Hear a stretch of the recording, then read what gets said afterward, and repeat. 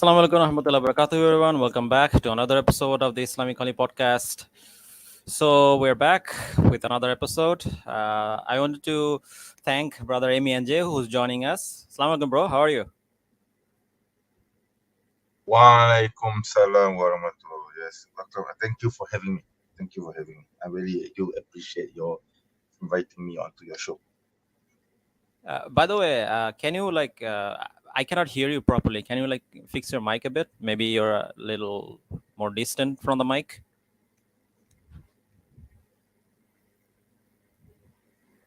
Are you there? I muted myself. Can you hear me? Yeah, I can hear you better now. Yeah. Is it louder now? Because I'm trying to reposition. Because right now I'm using my internal mic from the webcam, so my phone is because of distance to see if I can. Yeah, I think you sound a lot better now.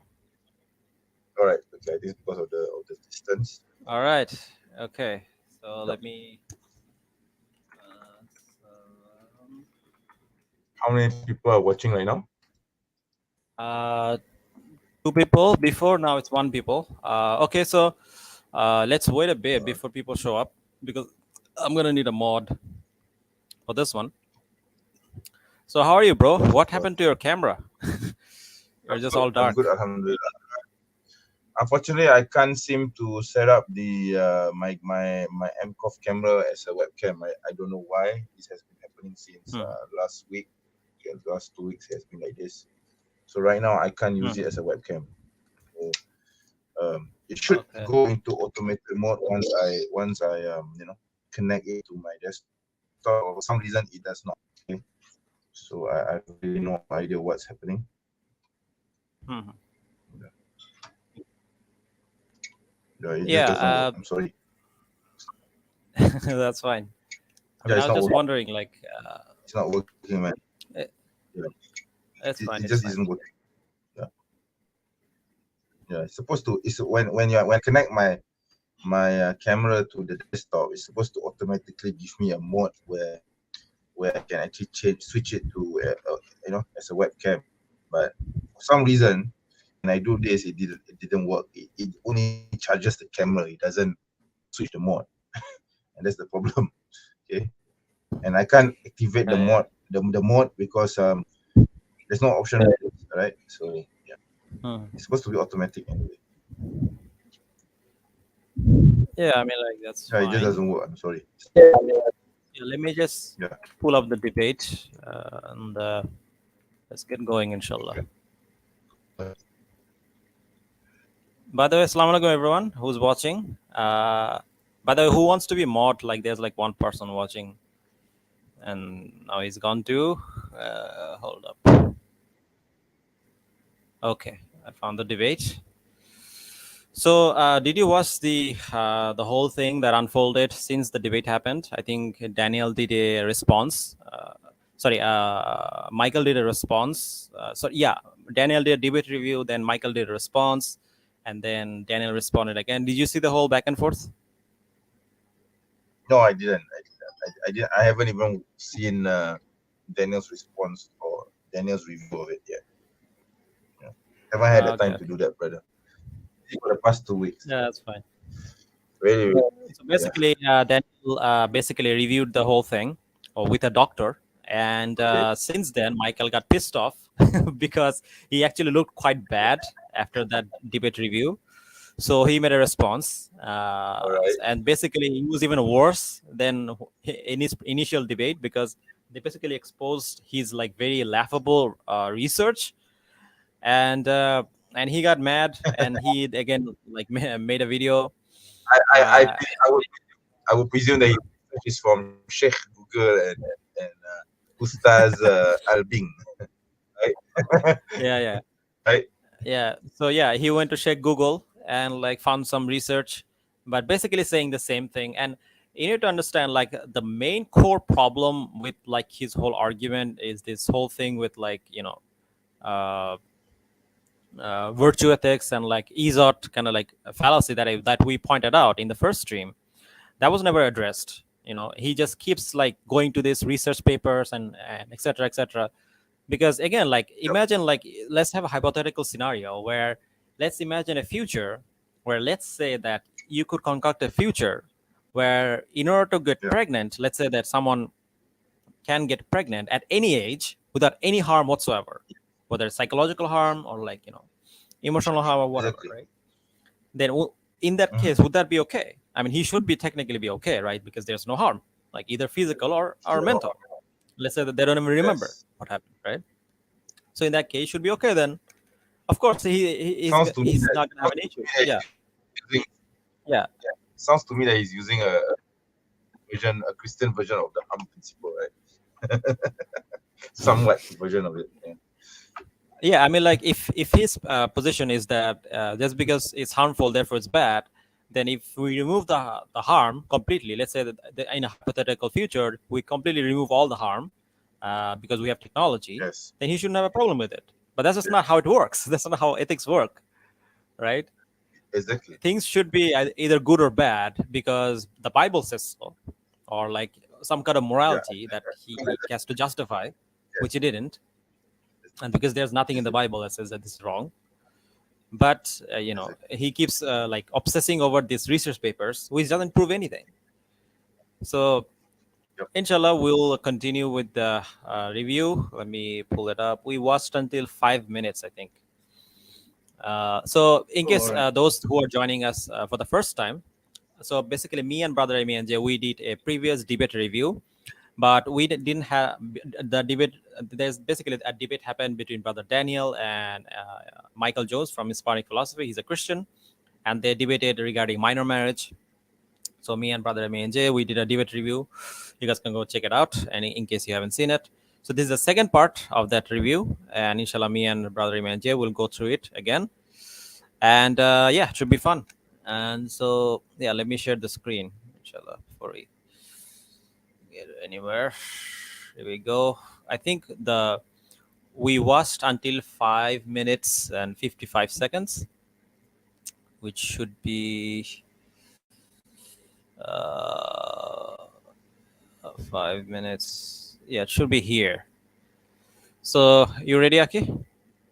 Brother Zoba says, Salam alaikum, Islam, bro. How are you? By the way, Walaikum salam. does anyone want to be mod? Let me know because I need a mod.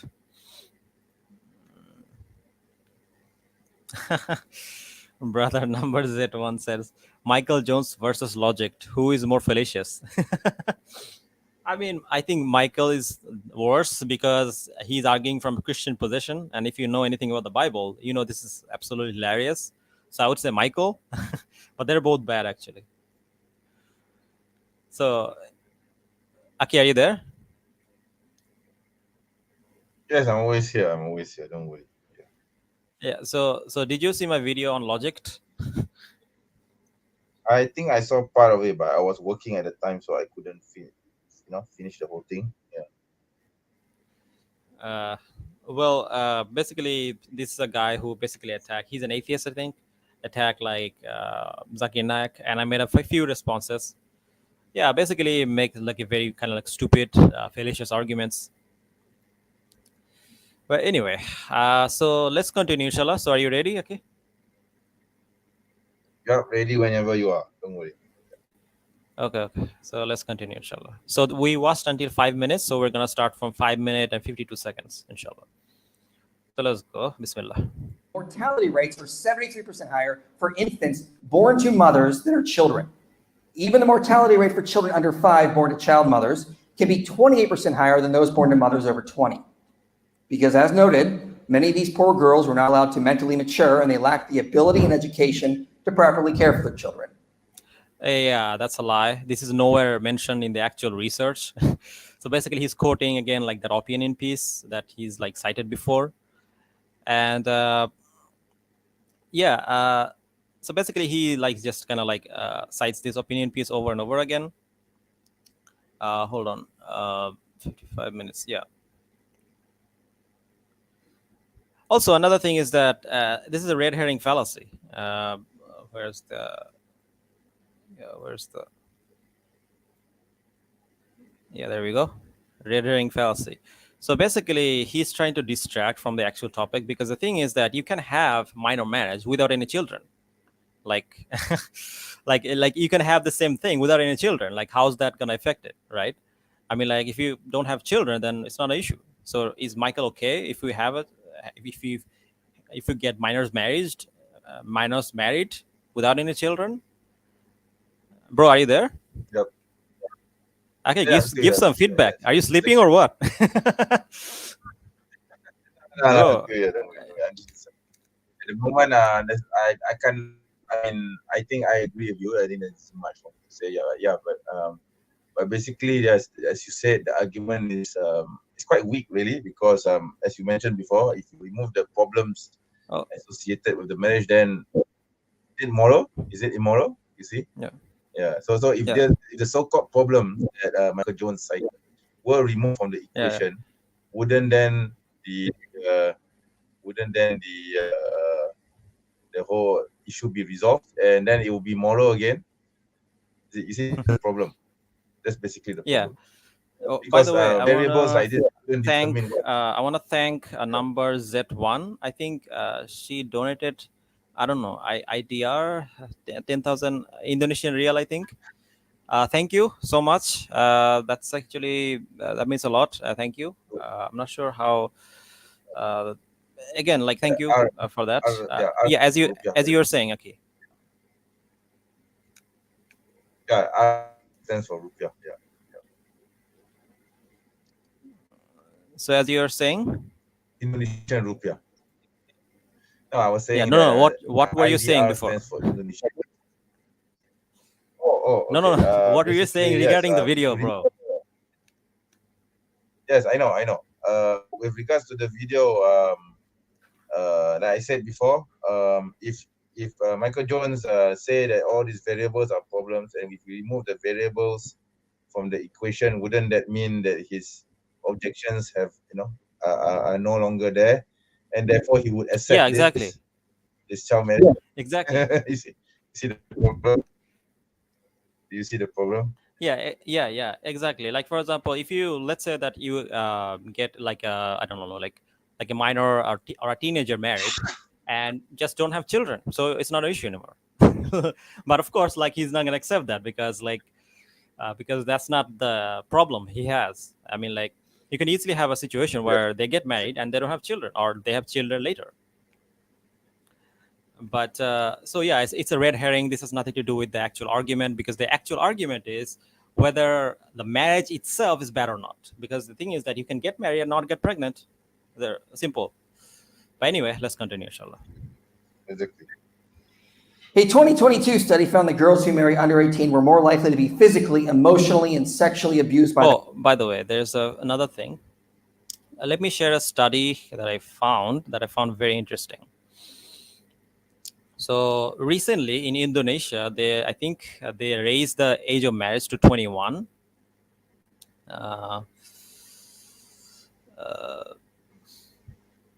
Yeah. So recently in a study, they found. Hold on, let me share the study.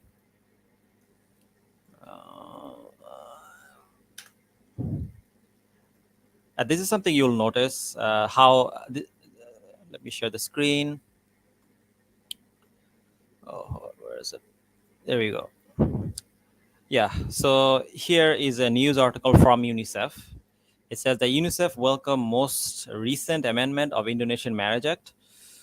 So basically what it says is that UNICEF welcomes the recent amendment in Indonesia's Marriage Act, which has raised the age that girls can be married with parental permission from 16 to 19 years to be in line with the age for boys, which is also 19. The age for marriage for both women and men without parental permission is 21. 21. Yeah, the same as. Did you see this news? Yeah. I didn't know about this news, but I know that in my country, especially Malaysia, the age of marriage for both men and women without parental permission is 21. Yes, but for women who want to get married with parental permission, they can marry when they are 16. We haven't raised age the age limit yet. Okay, but it seems that Indonesia has done this. Okay, so yeah. Yeah. So, by the way, what's the age of marriage in Malaysia?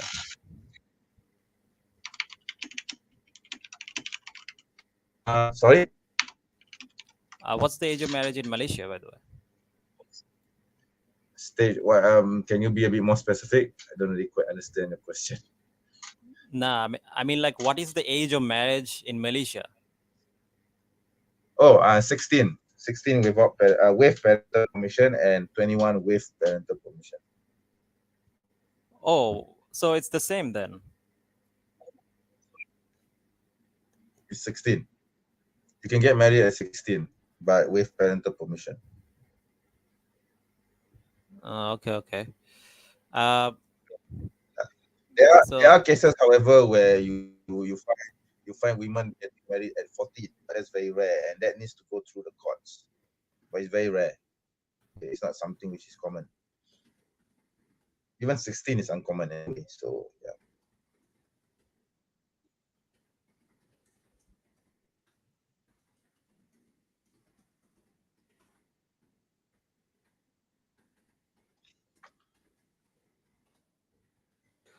Yeah, so anyway, so what I was saying is that so you can clearly see how like this type of thing is affecting Muslim countries. They've literally raised the age of marriage to 21. Before it used to be 19 to 16, and now it's 21. Now if you years later, what happens if it becomes like 25? So like you're still a child until you're 25 or 21. You're still a child at the age of 20, right? Exactly. Right. Yeah, this So age yeah, thing is quite arbitrary.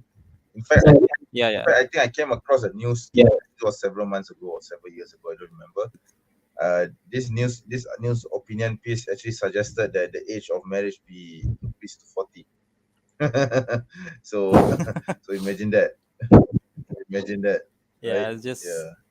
So yeah, it's just ridiculous. so the hypothetical question would be, what would happen to all marriages prior, if let's say if some country or some law or some governmental body decided that all countries must adhere to this law, that all marriages can only be allowed after the woman has reached 40, then what happens to all the marriages that happened before that law was enacted? Does that mean that all of them were pedophiles? You see the problem? Yeah. Yes, do you see the problem? So Yeah. anyway, so I want to show another study, and this one's interesting because this is also in Indonesia. Here it says the following: that dating and premarital sex initiation and on adolescents in Indonesia. So basically, what this study does is that they look at the how many people are having sex before marriage in Indonesia, and they say this is the following. This is what they said: adolescence is the generation that will determine the future of the nation. Let me make it a bit bigger. Yeah. The future of the nation. Indonesia has many adolescents with excellent achievement in national and international level. However, there are still many adolescents who have negative and deviant behaviors such as smoking, drinking, using drugs, even to the behavior of free sex. The purpose of this analysis was to examine dating and sexual behavior of adolescents in Indonesia. This analysis was using secondary data from the survey of performance indications of National Medium-Term Development Plan program of the National Population and Family Planning year 2015. The survey was conducted in 34 provinces throughout Indonesia. The number of the samples for this analysis were 41.885 who were adolescents aged from 15 to 24 years and have not married yet. The analysis showed that male respondents who had girlfriends were higher than girls who had boyfriends. On average, the first dating age is 15 years. The most frequent activities during dating are holding hands, kissing lips, touching, and simulating sensitive. Blah, blah, blah. Boys were more permissive or related premarital sex than adolescent girls. Furthermore, boys admitted have had sexual intercourse 3 times higher than girls. Adolescents who were on dating had higher chances of having premarital sex than those who were not on dating. The chance of premarital sex was likely to increase if the adolescents holding hands or kissing lips on, while having date. So basically what this study shows is that there's a large number of teenagers in Indonesia who are having sex before marriage. Okay, but the funny thing is that UNICEF doesn't have a problem with this. Michael Jones doesn't have a problem with this because he never cites this, right? He never cites this. Yeah, Like, for because example, it's if not- you look at, yeah, if you look at some of the statistics, this is what you can see. Because This is a it's not important distribution. to him and he doesn't. Yeah, because he thinks it's not important to him and he cannot manipulate the data, so that's the reason why he doesn't cite this. See? Yeah. So if you look at this, it says a distribution of respondent based on age when they start dating according to gender. So you can literally see they start from 10 years. 10 years. They start from 10 years to 24. Literally. And it's not like a very small number either. Like there's like 20 Yeah. something. Anyway, then on the second table, you can see Yeah. distribution of respondents based on opinion towards premarital sex according to gender. Premarital sex, female doing premarital sex, agree 2.9, disagree 86, depend 10. So yeah, there are girls who agree with premarital sex. There are teenage boys who agree with premarital sex. Then on table 3, you can see distribution of respondent based on experience towards premarital sex according to gender. Female doing premarital sex, agree 7%, 2, 3, male and female 5%, male doing premarital sex, agree 9.2. So yeah, then on table 4, it says that distribution of respondent based on age when first time doing premarital sex according to gender. So again, you can literally see it starts from 10 years, 10 to 14 years.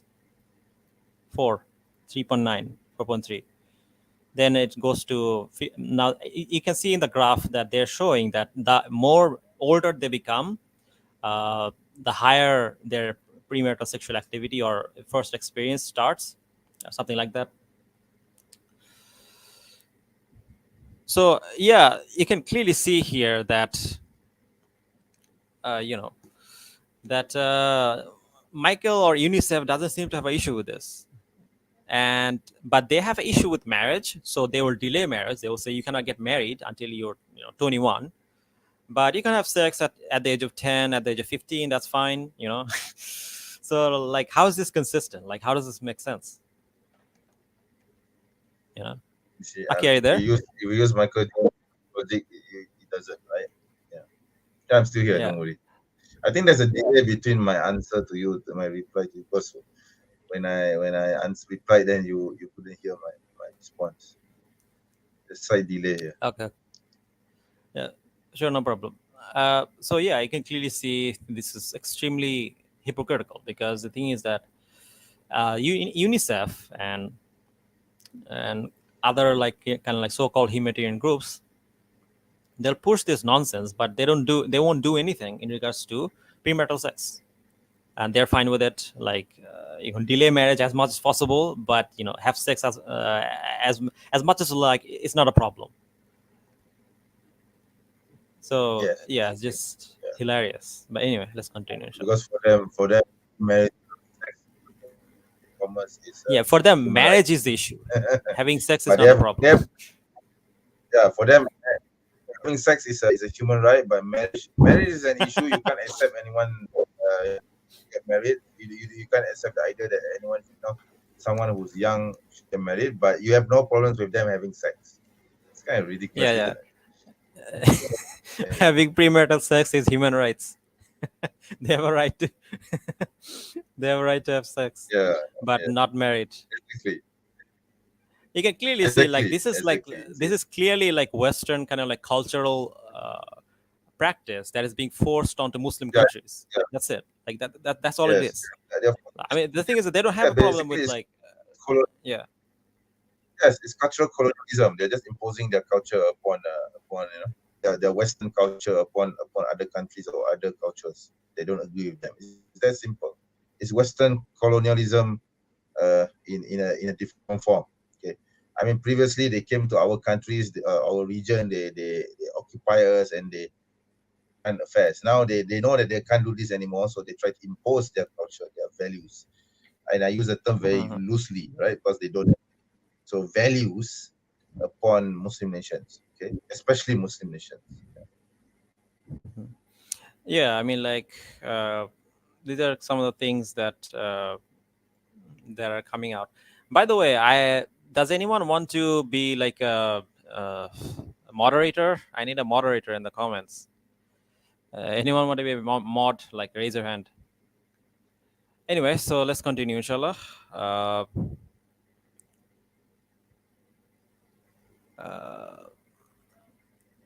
Yeah, let's continue, inshallah.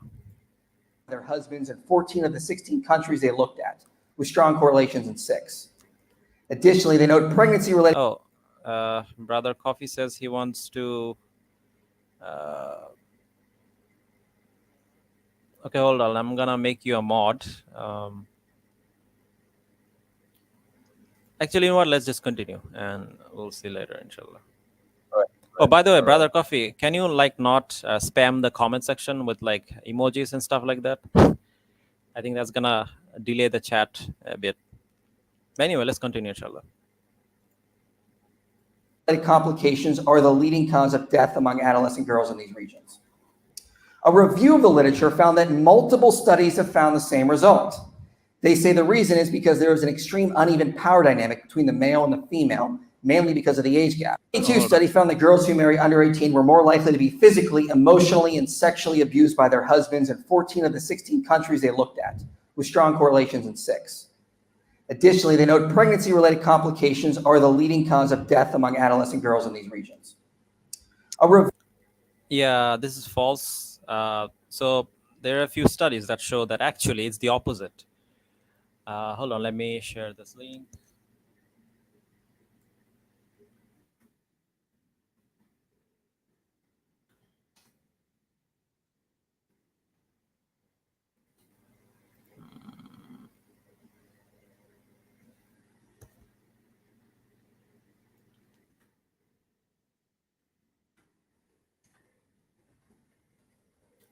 Okay, let me share the link.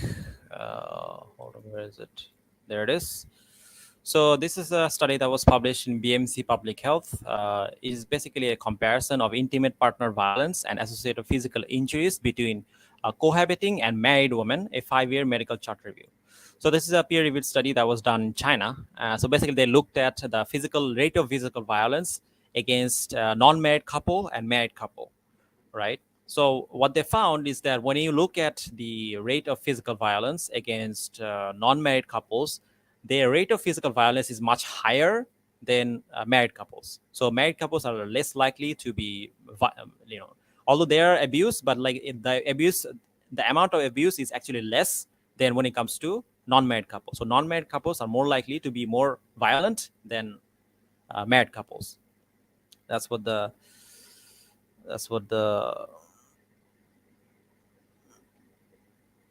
Okay, I'm gonna need a mod here. Hold on.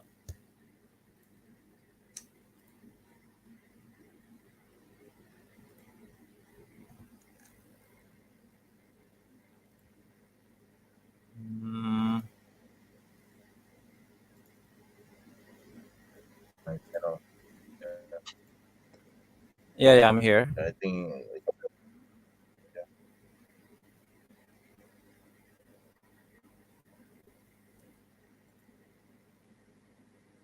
Yeah. Okay.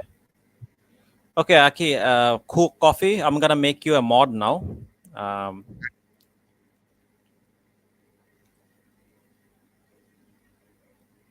right. Okay, I've made you a mod now. Coffee, brother Coffee. Please remove any kind of like idiots that kind of like starts insulting,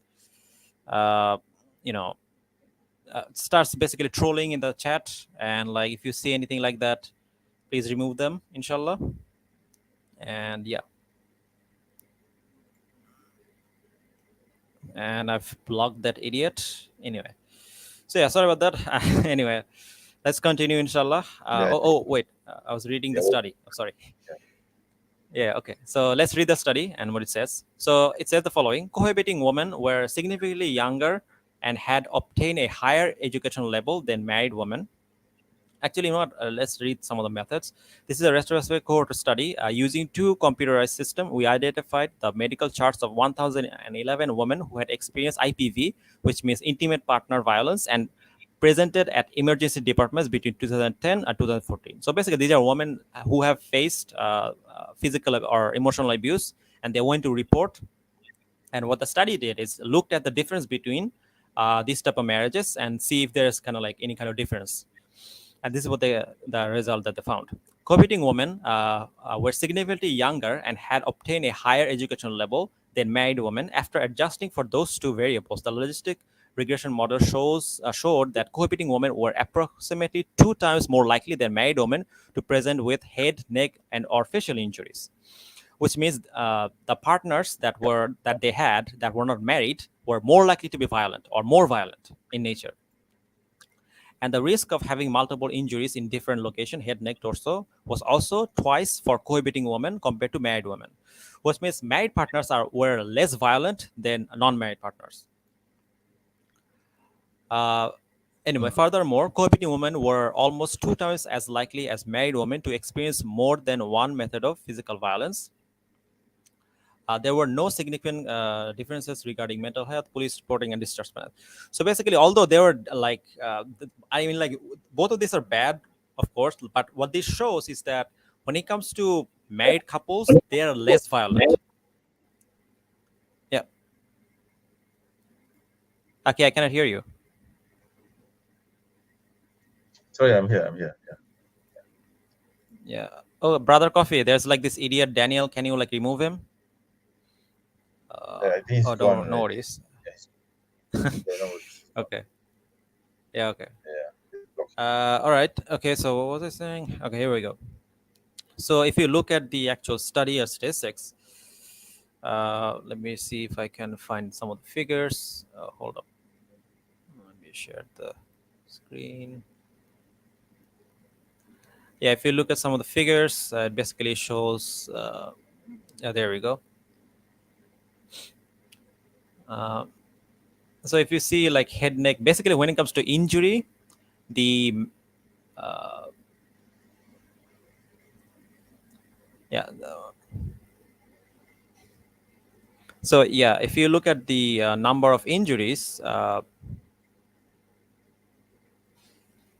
or physical violence, the non-married couples fare worse when it comes to the married couple. Yeah, but anyway, so in this case, like both of these situations are obviously bad because they're talking about domestic violence. But the point is that if you look at some of these studies, it shows that it's less likely for married couples to be as violent as non-married couples. Yeah. Exactly. Uh, Now, there's another study that was done in Nigeria, which also shows a similar thing. Let me share that study.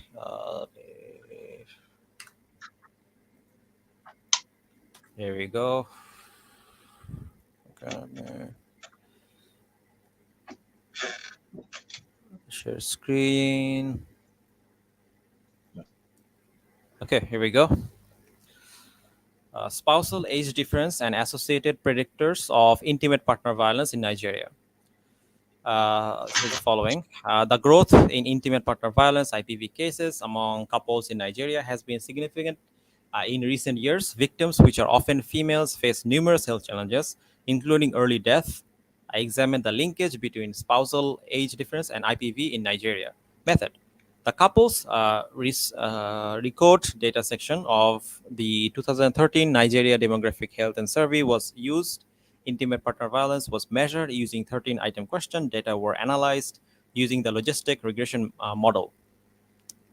The result that they found is that the mean spouse age difference between was 8 to 5 years, about 23.5, 18, and 13. And 4.7% of couples surveyed had experienced some form of IPV, emotional, physical, or sexual violence, respectively. Also, IPV prevalence was 27, 23, 22, 18.7% among couples with age differences of 4, 5 to 9, and 10 to 14, 15 years, respectively. This pattern was exhibited across all domains of IPV. Among women who experienced physical violence, 20% had only bruises, 8% had at least one case of eye injury, sprains, dislocation, either one or more cases of wounds, broken bones, or broken teeth. The identified predicators of IPV were family size, ethnicity, household wealth, education, number of marital union, and husband drinks alcohol. Oh, by the way, this is another thing. So when it comes to husband drinking alcohol, that's another kind of like contributing factor. At least that's what it seems to be. The unadjusted likelihood IPV and 3% highly higher in household where spousal age difference was 0 to 4 and 5-9 years respectively. Then the likelihood among those with spousal age difference is 15 years, but the strength of association weakens when other variables were included in the model. Conclusion: the level of IPV was generally high in Nigeria, but it reduced with increasing spousal age differences. This is the important part here. This study underscores the need for men to reach a certain level of maturity before marriage, as this is likely to reduce the level of IPV in Nigeria. So basically, what the study showed is that they basically looked at different domestic violence, and they looked at what are the rates of domestic violence between younger couples or couples who have age difference between like 0 to 4, and what are the difference between of couples between age range who is much higher. Like for example, if the husband is older, then the chances of them being violent is less than if the husband is about the same age, right? So what this shows is that if you have a in terms of age difference, if the age difference is higher, it seems like that they are tend to be less violent, right? And this is what it shows: higher households was 0 to 4. Uh, and basically, that's what the study showed. So this is kind of interesting again because you can clearly see this is false. I mean, if this is really the case, that that when it comes to if because what Michael was saying was that oh, this just increases the chances of domestic violence. But if that was the case, then why is it the case that when it comes to older couples or couples who have longer age differences, why is the violence less in terms of research? Why is the violence less there, right? So it doesn't make sense if you look at the data, and this is just blatantly false. But anyway, let's continue, inshallah. Do you have anything to add? I think, well, with regards to marriage, right, for the husband to be older than the wife, it makes sense because women respects authority, someone who's older than her. So this also somewhat contributes psychologically to the woman to respect her husband, because the man is supposed to be the authority, right, in the household.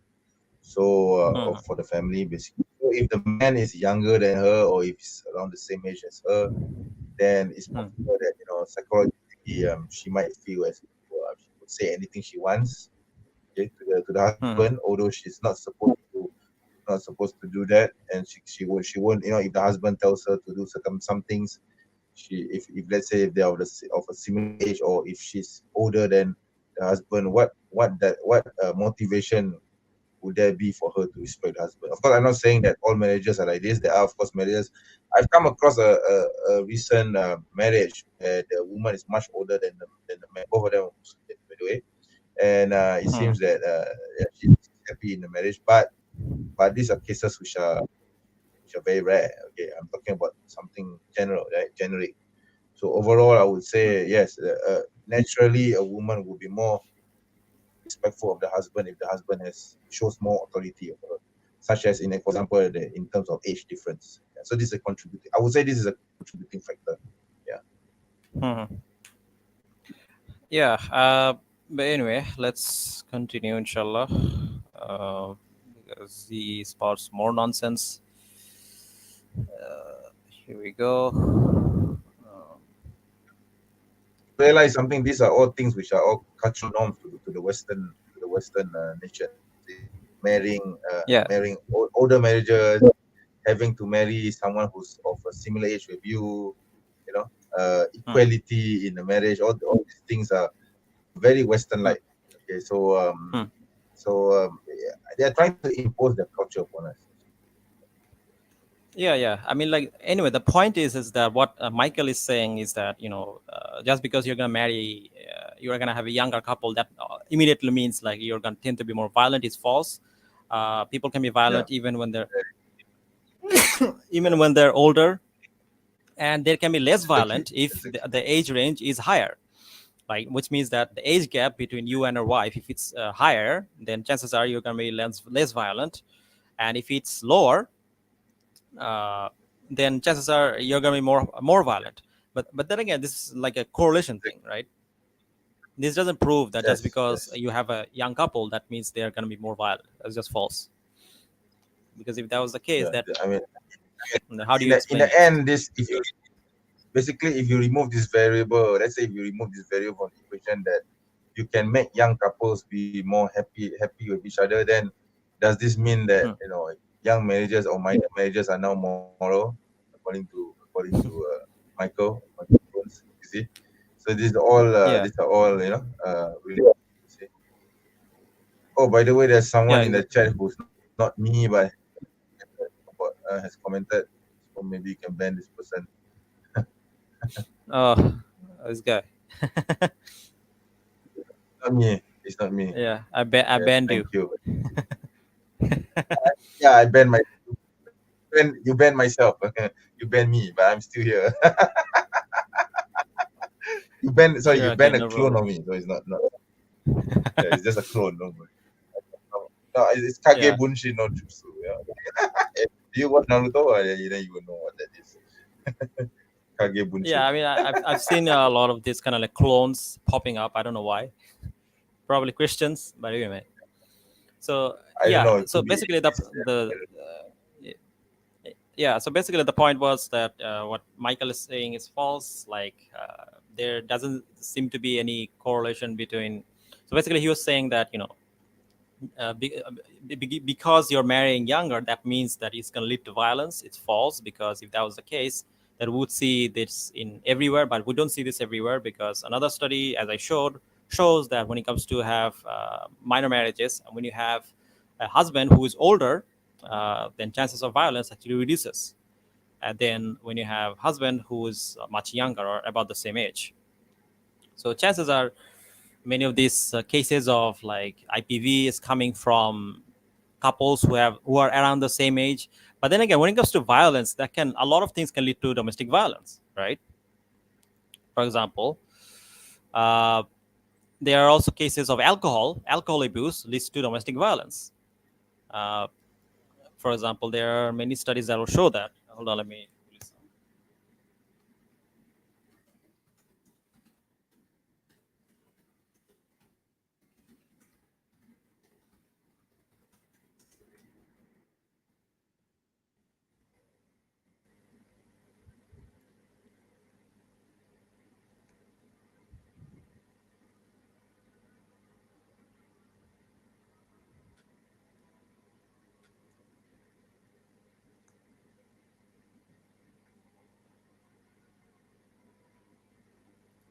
Hold on. I think the Adhan is playing. So I'm gonna take a few minutes break. Then I'm going back, inshallah.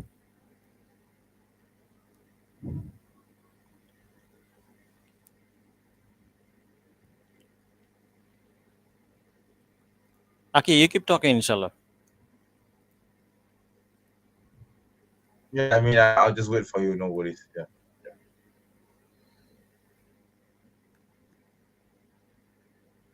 So, how many people are there in the chat? I'm just curious to know. I think it's 4 people as of now. Oh, okay, that's not bad. Right.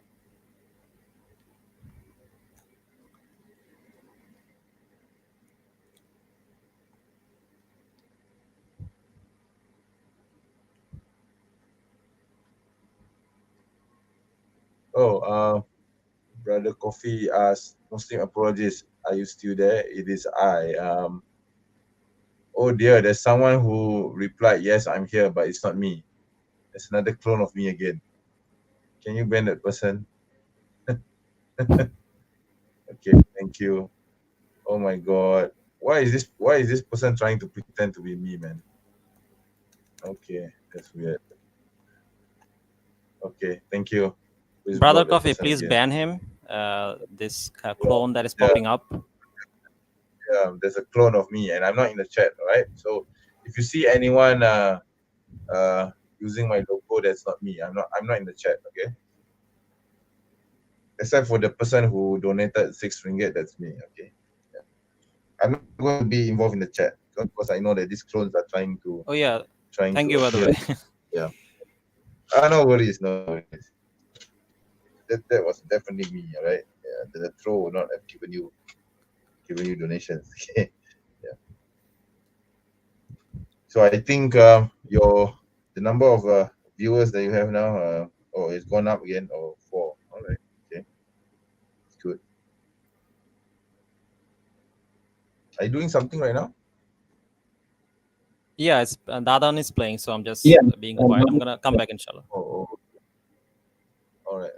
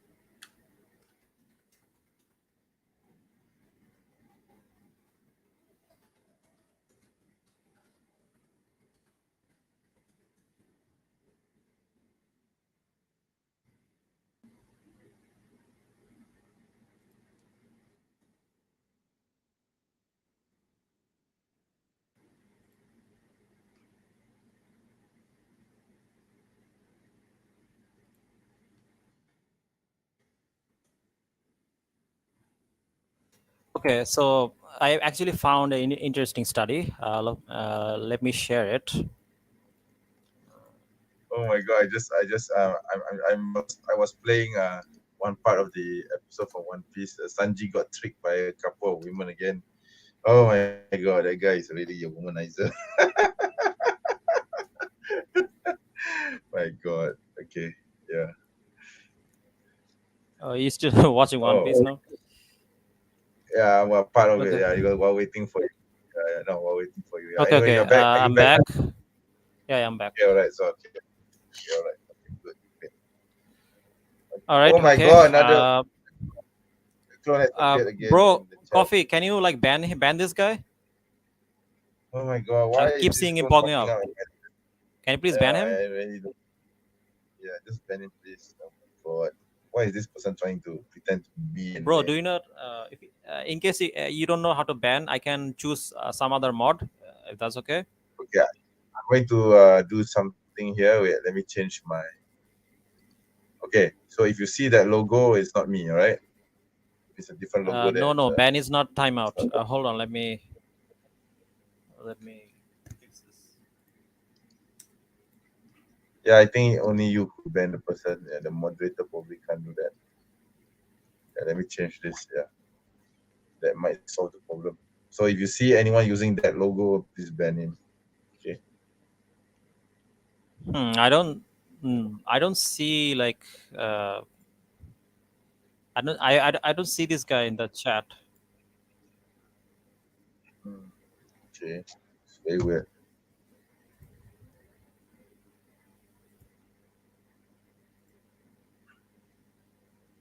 He just keep popping up in the chat on the StreamYard, I think. But It anyway, says here. It says here the Muslim apologies was blocked. Yeah, I was blocked. I blocked myself. Okay. Yeah. Anyway, I think you did it. yeah. I think you did it. So it's good. Yeah. So this is a study that was published in Frontier in Psychology, also in PubMed. It says the following: alcohol, aggression, and violence from public health to neuroscience. So the abstract says the following: alcohol has been associated with violent crimes and domestic violence across many nations. So there are many studies that shows that there is an association between alcohol and violent crimes and domestic violence. Various etiological factors were linked to chronic alcohol use and violence, including psychiatric comparison and preparations and personality disorder, mood disorder, intuitive explosive disorder, aggressive persuasive violence, and individual prone to aggressive behaviors are more likely to commit impulsive violent crimes, especially under the influence of alcohol. Finding from brain studies indicate long-term alcohol consumption induced morphological change in the brain region involved in self-control, decision-making, and emotional process in line with the inherent demographic anomalies and supervisivity to commit violent crimes when alcohol present is in their system. In relation to this article intends to investigate the influence of alcohol on aggression with socio-psychological and neuroscientific perspective by looking into comorbidity of personality or mood disorder, state of mind during alcohol consumption, types of beverages, environmental trigger, neurochemical changes, and gender differences that influence individual response to alcohol intake and substantially to intoxicated aggression. And in the so here in the there's a section called alcohol and domestic abuse or violence. There is a strong link or strong evidence linking alcohol with domestic violence or domestic violence. So if you click the link, it will take you to the study.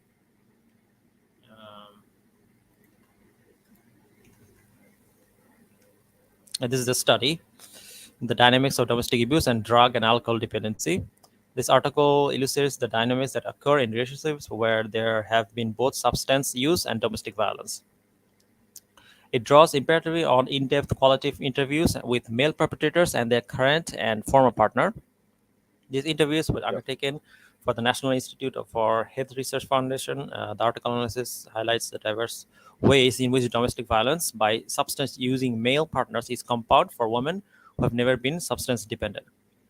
Women who have been formerly been substance dependent and women who are currently substance dependent, the criminological implications of the competing models of changing deploys in drug treatment and domestic violence intervention discussed alongside the policy practice. So basically, it says it's basically a study that looks at the correlation between domestic violence and drug or alcohol. So basically, they say that there is a strong correlation there. A study conducted within a metropolitan area of Melbourne, Australia, found that alcohol outlet density was significantly associated with domestic violence rate over time. So if you look at the study, this is what it says. Read the study a little bit. So this is a study, a longitudinal analysis of alcohol outlet density and domestic violence. Aims a small number of studies have identified a positive relationship between alcohol outlet density and domestic violence. These studies have all been based on cross-sectional data and have been limited to assessment of ecological correlation between outlet density and domestic violence rates. This study provides the first longitude examination of this relationship. Design cross-sectional time using aggregation data from small areas. Relationship between alcohol outlet density and domestic violence were assessed over time using fixed effect model control. So basically, what they did is that they basically looked at over time whether this kind of like increases or not, and if the study uses data from a area measure. Alcohol outlet density measures for three different types of outlet were derived from liquor licensing record, and domestic violence rates were calculated from police recorded crime data based on victim postcode. So basically what they found is that alcohol outlet density were associated significantly with rates of domestic violence over time. All three license categories were positively associated with domestic violence rate, with small effects of general pub and on-premise license and a large effect for packaged liquor licenses. Conclusion. In Melbourne, the density of liquor licenses is positively associated with the rates of domestic violence over time. The effects were particularly large for packaged liquor outlets, suggesting a need for license policies to pay more attention to the off-premise alcohol availability. So basically what this study shows is that basically there's a strong association between alcohol and domestic violence. And there are many studies that show this.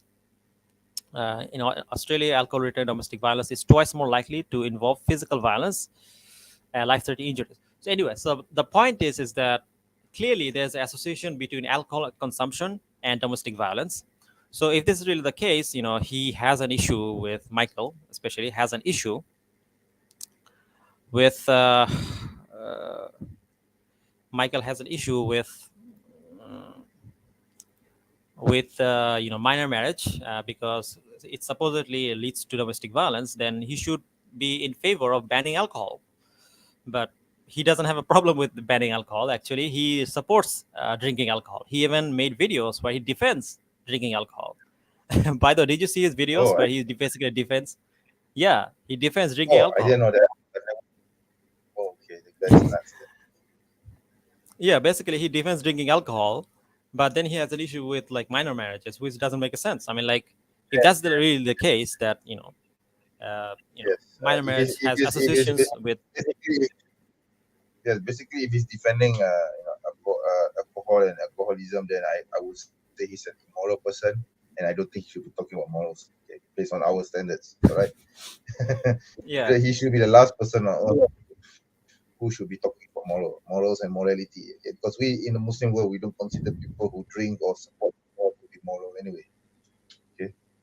yeah, and that's the point. Like if this is really the case, that you have a problem, if if your argument is that minor marriages leads to domestic violence, therefore it's bad, then alcohol leads to domestic violence, therefore it's bad. Now of course you're gonna say that, oh no, alcohol is just correlation, it doesn't mean anything. Same thing here, it's just correlation, it doesn't mean anything. So why is Exactly. it that he has an issue with like minor marriage but he doesn't have an issue with alcohol, but he's fine You with see the this? double standard because he's trying so Yeah, hard to deny minor marriages, okay, because he thinks that minor yeah. marriages are immoral, whatever that means. By the way, But I want because to he make supports something clear is that we're not saying that minor marriage is a must or it's a good thing. We're just saying that yeah, we're just showing the hypocrisy of this guy. yeah, Because the thing is that basically he's it's saying neutral. this is the worst evil on the planet, even though his Bible never Exactly. says it is. His religion doesn't say it is. He constantly attacks Islam because of it, and yet Yeah. alcohol seems to have some of the exact same negative correlations. He doesn't have a problem with alcohol. Like he doesn't have any problem with like previous prophets in the Bible who also does the same thing. Like that's fine. So I'm just, again, Like, for like we're example, not saying that minor marriage is sorry, a good thing. We're just showing the hypocrisy of these guys. Yeah, continue. Okay. no, I think our position is simply that on terms of minor marriages, what defines a minor marriage? Because in Islam we define marriages not based on age but based on the maturity of the woman. So if the woman is mature when she reaches let's say 20, then yes, she can get married at 20. If she's mature she reaches 15 or 16, then she can get married at 16. People have different Yeah. biological clocks, you see. You can have like, okay, you can have like a blanket rule, everyone must get married at X number of age. Let's say, for example, if let's say Mhm. 21, okay, not everyone who reaches 21 are going to be mature enough to be married, by the way. Okay, Brother not Coffee everyone. says, "Can you make a video on what Muslima says? She has same amount of reject child marriage." First of all, Aki, yeah, there's like this whole drama with like I don't know, some YouTuber named Muslim Explains or something. So basically, she's like constantly attacking like Daniel or stuff like that. The thing is that I have my issues with like the way kind of like you know the whole thing unfolded, but I'm not gonna touch on it here because it's just like stupid YouTube drama. I don't really care. But what I will say is that using terms like child marriage is inaccurate because like no one Yes, is saying justifying child marriage. What we're saying is that once exactly. under Islamic law, if someone have reached puberty, which when they start having Yes, sexual thoughts or sexual desires, then yes, yes, marriage is this becomes valid because that's how it has been done historically. We're not saying you have to do it. it has been We're not even saying this is the it best has been thing in done the world. Yeah, it has been done since the very beginning of human civilization. yeah. So that's pretty much it. So Yeah, yeah, and this is of course, not like you child said, marriage. Yeah, it doesn't mean that just because you have let's say you have such tendencies when you reach 15 or 16 doesn't mean that we want you to get married at 15 or 16, right? It just means that, yeah, yeah, I mean, exactly. for So some so people basically they the can get can't. yeah, So yeah. yeah. So basically the ruling in Islam is that the ruling in Islam is that once you reach puberty or maturity or sexual maturity, this needs to be clear. Sexual, and also this relates to psychological maturity as well. Once you reach that level, then yes, you're capable of, because you're having sexual thoughts, then yes, if you want to get married and your parents are okay with it, in that case, that's yeah. However, when that happens, there's debate. Okay, some say that this happens, at the age of 12 to 15 or even younger. Now, of course, if it happens younger, then that's fine. But if it doesn't happen, then the limited age range usually is something that the scholars debate about. Some say it's 15, some say 17. It depends. But the point is that once you have reached that puberty or maturity or sexual maturity, then you can get married. That's the point. So I don't want people to be confused about this. So yeah, that's the position that we take. But anyway, let's continue, inshallah. And let me share the screen. And I think we are at 6-minute mark.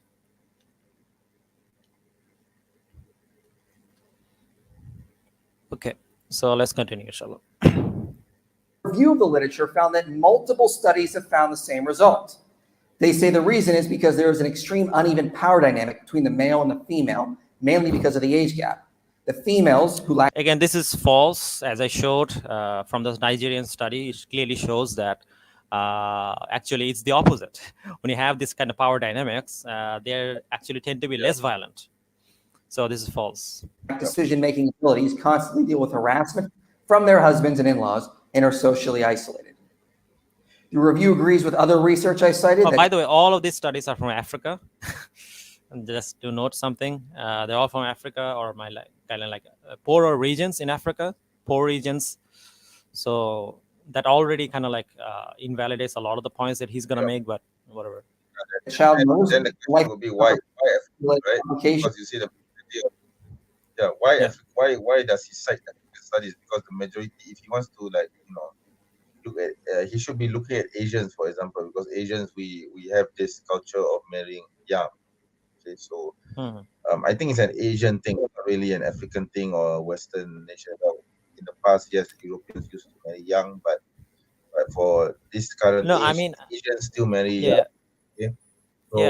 So I think we already kind of talked about this in the previous stream, where we basically showed that when you compare the richer countries where people get married or get pregnant at a younger age, all these problems are less in like more advanced countries where they have access to medical health care compared to countries that doesn't have them, which clearly shows that it's a problem of medical health care. Like, it's not an issue of like age of marriage, because the thing is that if you have proper access to healthcare and like social services and all this, as medical services and all those, then it's not a problem. You can easily fix this. The real issue is that many of these countries are suffering from poverty. They're suffering from lack of education or less access to education or like less access to like proper medicine, and basically they do this study in like these kind of like poorer regions.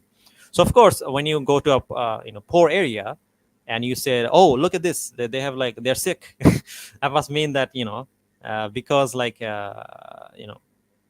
because they watch TV too much, or like they don't have access to TV, that's why like they're getting sick. Like that's like the same conclusion. Right? I mean, like I could also say that, oh, the reason like all these people are getting sick is because like they don't have access to Netflix.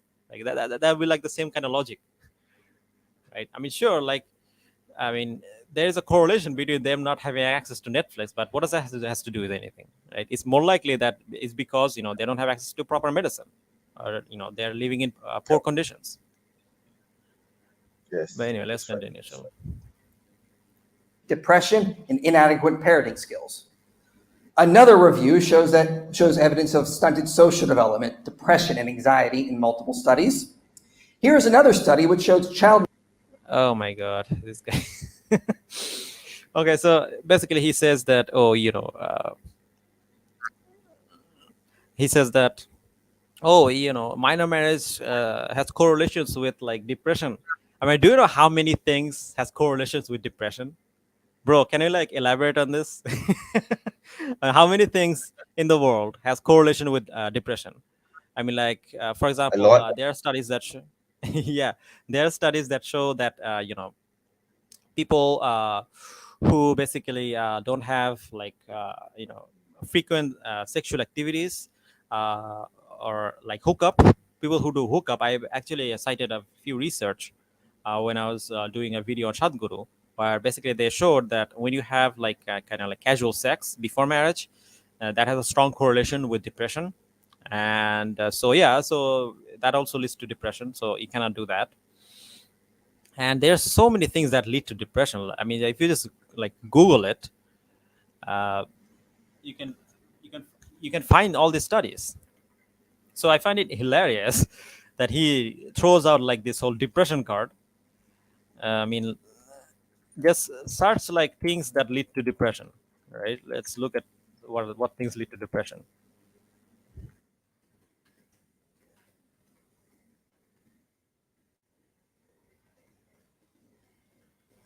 So for example, there's a article, it seems like, on WebMD, causes of depression.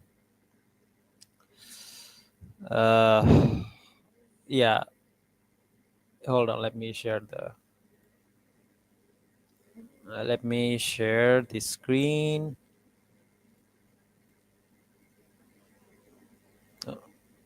Chrome tab. Here is an article that basically talks about some of the things that causes depression. They talk about physical or sexual or emotional abuse. So if you're emotionally abused, then don't marry something, because these are the things that causes depression. So anything that will lead to abuse, you cannot do them. But almost anything can lead to abuse. Like for example, if you have a lot of like pressure in terms of education, that can lead to abuse. People who are elderly are at higher risk of depression. So if you're older, uh, you shouldn't get married, or you shouldn't do anything, because that could lead to, or one could argue and say that if you're, don't be old, like before you get old, don't do anything. So these are all the things that leads to depression. uh, Substance misuse. So if you're using substance or like alcohol and that kind of thing, that can also leads to depression. So but he's fine with like alcohol. That's, So then you have that's quite a serious long list. illnesses. You have serious illnesses. So if you're like have some kind of like major illness, then I guess you shouldn't have illnesses. So like there are like 100 different things that leads to like depression. So to say like, to throw this weird card of like, oh, this is gonna lead to depression. By the way, this doesn't have any evidence. Like, why would marriage like lead to depression? I mean, as a matter of fact, there are another study which, let me share this.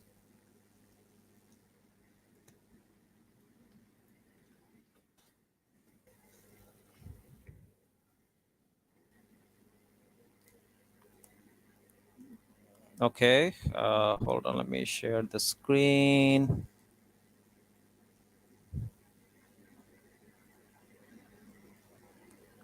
Okay.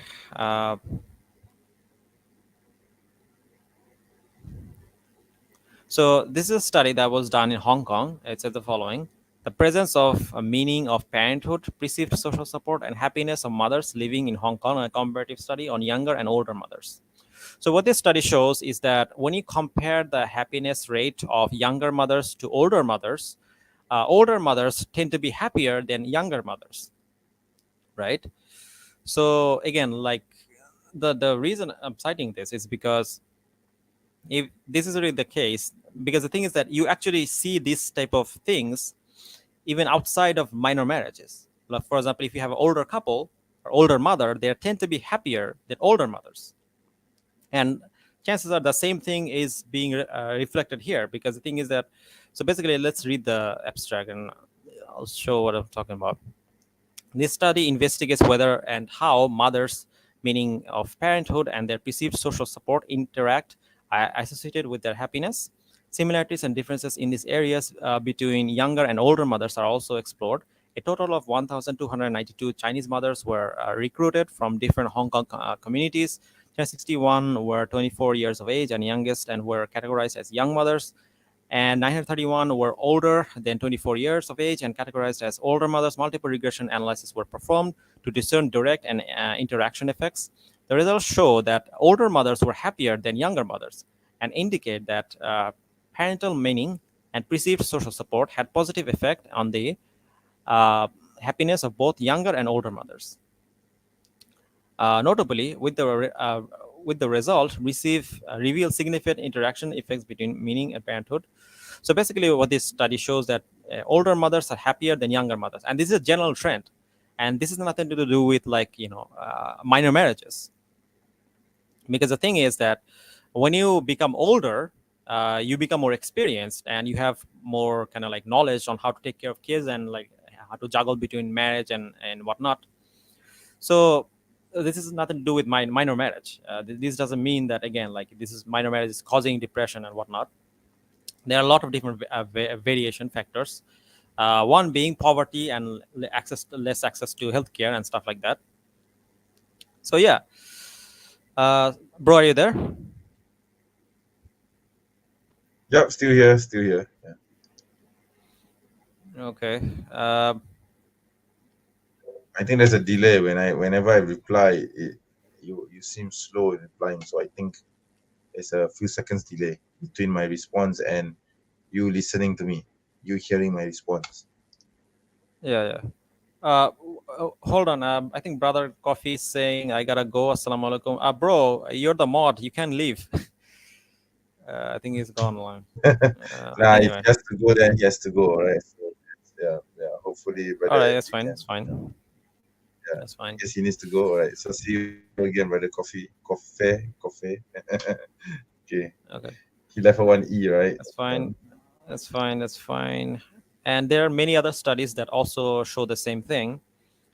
For example, there is one Nigerian study that also show that married adult couples are happier than non-married couples. So if this is really the case, that this marriage is causing them to be unhappy, then why is it that older married couples are happier? Because the thing is that this should be consistent, right? Because the thing is that he's saying it's the marriage itself that is causing depression. Then we should see that trend continue when they become older, right? But we don't see that. What we see is that married couples are happier than non-married couples. So if, again, like if this is really the case, that this is what's causing it. For example, you can see this in another study, and also other studies show that older married couples are happier as well. Let me share the link.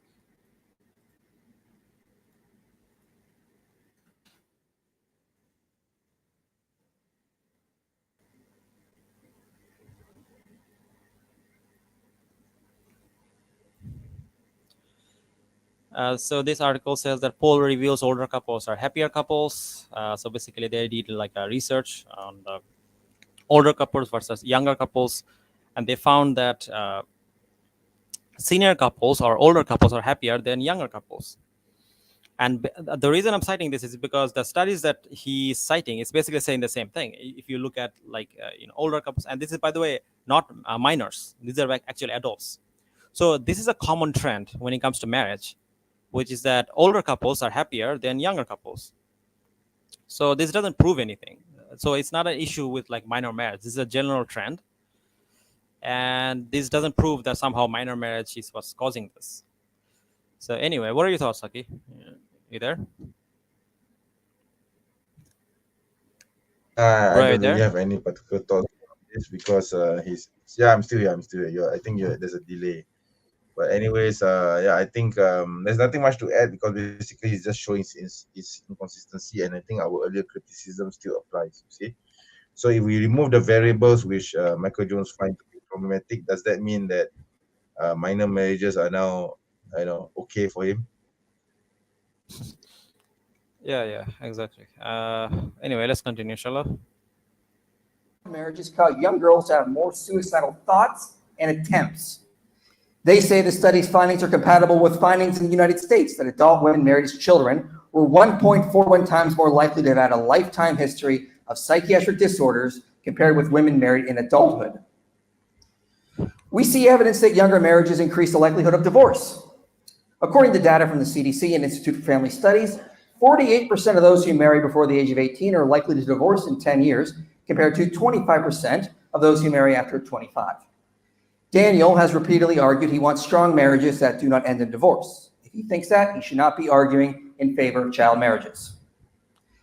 Okay, so he brings up this point about like divorce a lot. So let's talk about it. There are a couple of studies that we can show, which shows that actually, when it comes to divorce, it really does not help his case. For example, there are countless things that show that if you have more children, the chances of you getting a divorce actually reduces.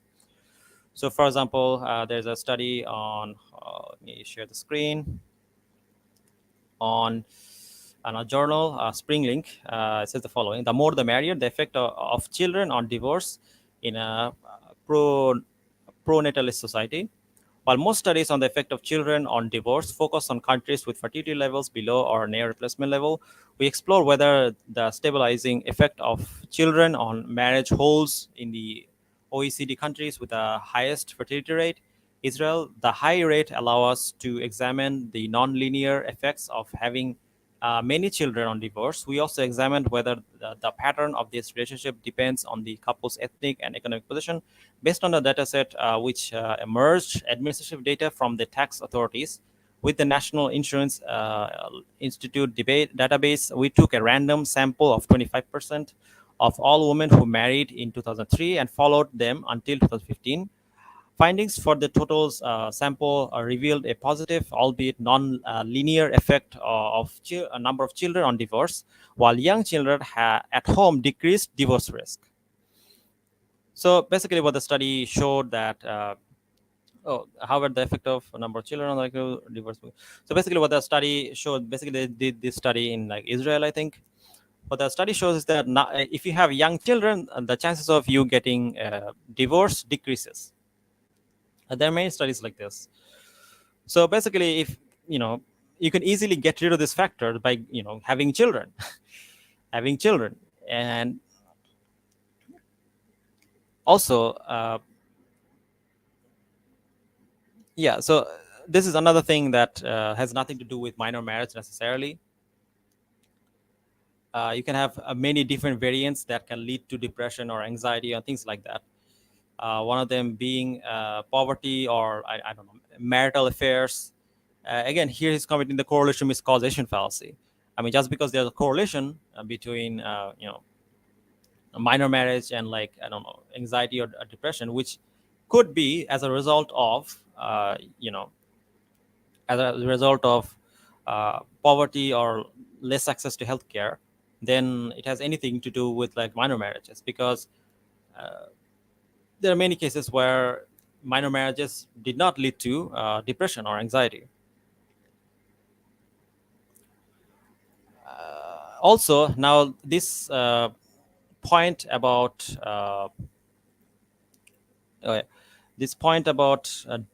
divorce is actually also not valid, because if you look at some data from our world data online.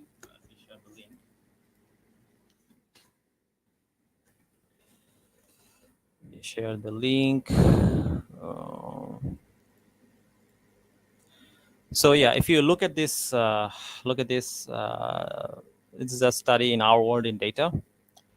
If you look at the trend, can you see this graph?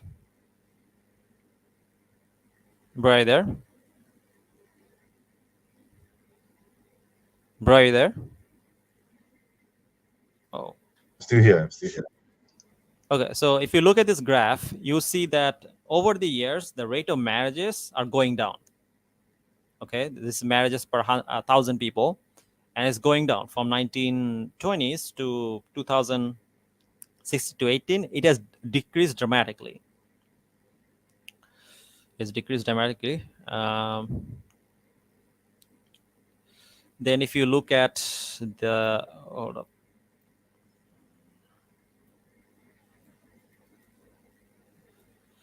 Then if you look at the average age of women, the age is increasing steadily.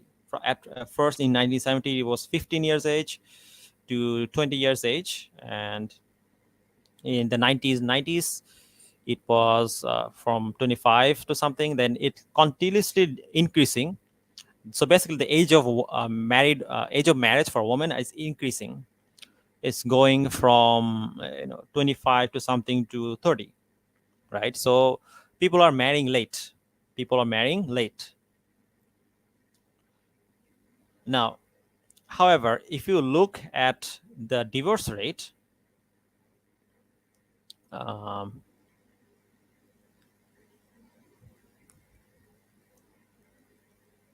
on, where's the... Yeah, so basically this is a trend that you see. However, if you look at the divorce rates,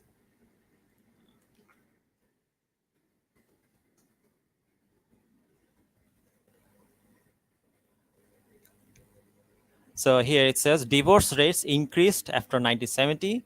In recent decades, the trend very much differ between countries.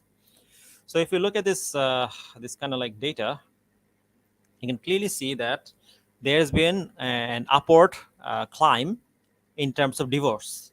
So divorces are increasing, which is interesting because if you look at 1960 to 1917, age of marriage was less. So if this is really the case that young marriage is causing a divorce, then why is it that we see less divorce in the years from 1960 to 1970s? Like, it doesn't make sense. Because if this is really the case, this is what's causing divorce, we would see more divorce at this age period, but we don't see that. As a matter of fact, divorce are actually increasing. Here, if you see this, from 1960s to going up, it's going up. Now it has kind of like slowed down. I think 1970s the divorce rates increased, but in the other countries it is steadily increasing. So how have the divorce rates changed over time? Are divorces on the rise across the world? In the chart here, we show that crude divorce rate, the number of divorces per 1,000 people in country. When we zoom out and look at the large scale picture at the global and regional level since 1970s, we see that overall increase in divorce rates from 1970s basically. Where is it? Yeah, 1970s is increasing. Then it has decreased a bit in America, but other places it's kind of like relatively the same. So yeah, I mean, so this is the share of marriages in England and Wales that ended in divorce. Anyway, the point is, when he says that it's young marriages that is causing divorce, it's false. It's categorically false, because again, like, people in the past years married very young. Where is it? Yeah, here you can clearly see the marriage age has been increasing, but if you look at the divorce rates, and the divorce rate is also increasing. Let's go. I can see that. Yeah. Hello, are you there? Yeah, I'm here. Yeah. So Yeah. here you can clearly see it's increasing. You can see the map or the table, I guess. Yes, the sources. So yeah. So basically, what he says is completely wrong, and there are many other factors that we can show. For example, there is risk of pregnancy that also increases as the age of marriage increases. And this is important because Michael doesn't have an issue with women getting married late. If you share the screen here. So this is in Health Encyclopedia. Risks of pregnancy over age of 30. This is the risk that comes if you're at the age of 30. You can have miscarriages, birth defects, twins, high blood pressure, gestational diabetes, difficult labor, and the risk of miscarriage is very high. There are also other problems, but anyway. So, and the reason this is relevant because you saw in the study is that this number of age of marriage in women is actually increasing, and because it's increasing despite the fact that there's actually a very risk at the age of 30, risk in terms of pregnancy. So again, like Michael doesn't have an issue with this. He doesn't have an issue with this. Like there's a general trend of women marrying late, even though there's a heavy risk of them having miscarriages, other birth defects at the age of from the age of 30. Like there's a lot of risk there. So this shows his double standard and absolute hypocrisy. Like, I mean, so yeah, this shows his double standard. But anyway, so let's continue, inshallah. And but anyway, let's continue, inshallah. Let me share the screen. Now, I could go on and on, but I can find no psychologist or medical expert that agrees that child marriages should be allowed or practiced. They're described in these studies as a human rights violation because of the problems that they cause. So there really is no escape from the conclusion. Child marriages likely lead to physical and mental harm. Anyone claiming a society would be better if we force young girls into these situations. Again, like you can get rid of all of these risk factors. Okay, you can look at the risk factors and what causes depression or like physical harm, and you can get rid of them. That doesn't affect the argument. That has nothing to do with the argument. Is either misinformed. Like what he needs to show is that the marriage itself is bad and why it's bad if you get rid of all the risk factors. But he hasn't been able to do that. Or delusional. So let's ask why Daniel thinks child marriages are morally permissible. In the same debate review, he said, it's something that has been practiced historically in all cultures. Why? Because you have a limited fertility window that women have to have children. You value family. You need family, especially in most of the countries in the world. Because children are going to work in the home, they're going to work for the family, bring money to your family. You need children, and your society needs more and more children to defend itself because wars are on the basis of manpower. So there's always important economic, military, societal, familial objectives of having more and more children. And that requires maximizing the fertility window. Now, let's just set aside the fact that Daniel, either intentionally or unintentionally, just said he was okay with child labor and children being used in wars. May not have meant it. But let's focus on this. He provided no argument child marriages are morally permissible. All Daniel was ever argued for is the pragmatic usefulness of child marriages, not their moral status. Allegedly, they maximize reproductivity and increase the population size, but this is not moral justification. For example, if you want to increase your society's birth rate, you can make rape and adultery legal, but they are morally impermissible despite having pragmatic value, increasing fertility. Daniel, I think of a moral. Yeah, but like, what does that has to do with? What does that have to do with minor marriage? Is he saying that minor marriage and like RAPED is the same? Bro, are you there? Oh, bro, Yeah, are you there? still here. Okay. Yes. So he's making a comparison between minor marriage and RAPED. Like the thing is that no one says that RAPED is okay, and like the thing is that he's saying that he wants to increase something like that. Oh, he said that. Oh, Daniel says that you should. The reason that they did it in the past, I'm not sure whether he actually said that or not, is because it increased fertility or something like that. And then he said, oh, why don't we increase the rate of RAPED, right? Well, why don't we make RAPED legal then?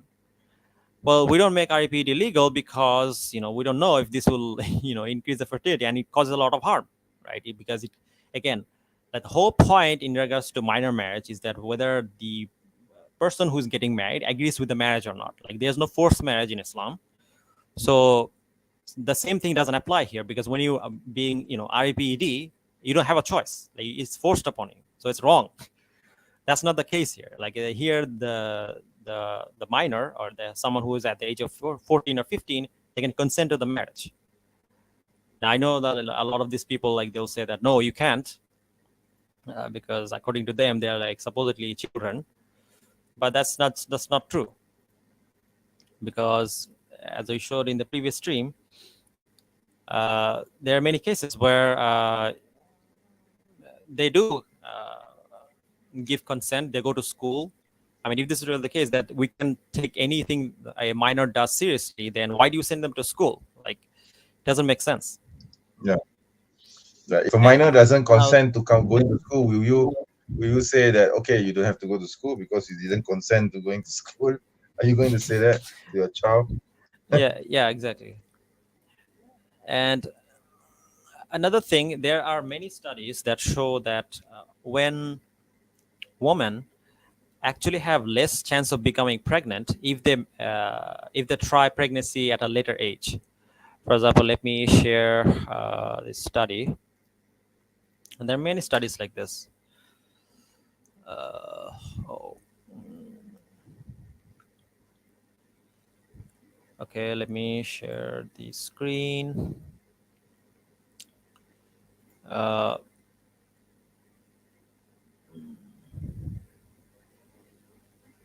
okay, so basically what this says.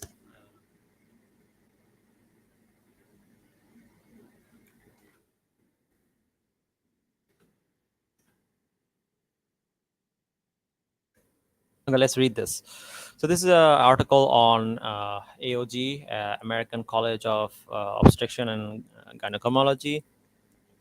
They wrote an article. It says the following: abstract: the fecundity of women, fecundity of women decreases gradually but significantly, beginning approximately at the age of 32 years and decreases more rapidly after age of 37 years.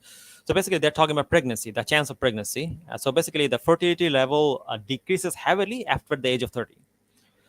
So beginning approximately at the age of 32 years and decrease more rapidly after age 37. Education and enhanced awareness of the effect of age on fertility are essential in counseling the patient who desire pregnancy. Given the anticipated age-related decline in fertility, the increased incidence of disorder that impair fertility, and the higher risk of pregnancy loss, women older than 35 years should receive an expedited evaluation and undergo treatment after 6 months of failed attempts to conceive or earlier if clinically indicated. In women older than 40 years, more immediate evaluation or treatment is warranted. Then they explain why the chance of pregnancy decreases. They said the following: the number of oocytes in the ovaries decreases naturally and progressively through the process of atresis. The maximum complete, by the way, I'm kind of butchering some of the scientific terms, but like, just stick with me. The maximum complete complement of oocytes is 6 to 7 million and exists at 20 weeks of gestation in the female fetus. So basically, uh, oocyte, which is basically it's I think it's the female egg or something along the line.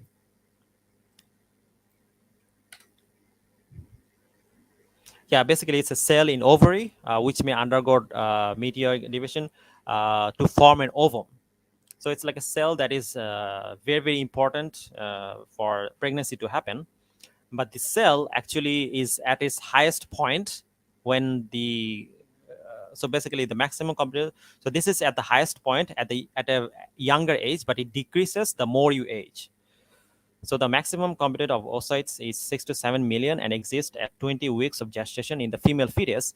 The number of oocytes decreases to approximately 1 to 2 million. So it goes from 20 million to 1 to 2 million oocytes at birth, and 300,000 to 500,000 at puberty, and 25,000 at the age of 37.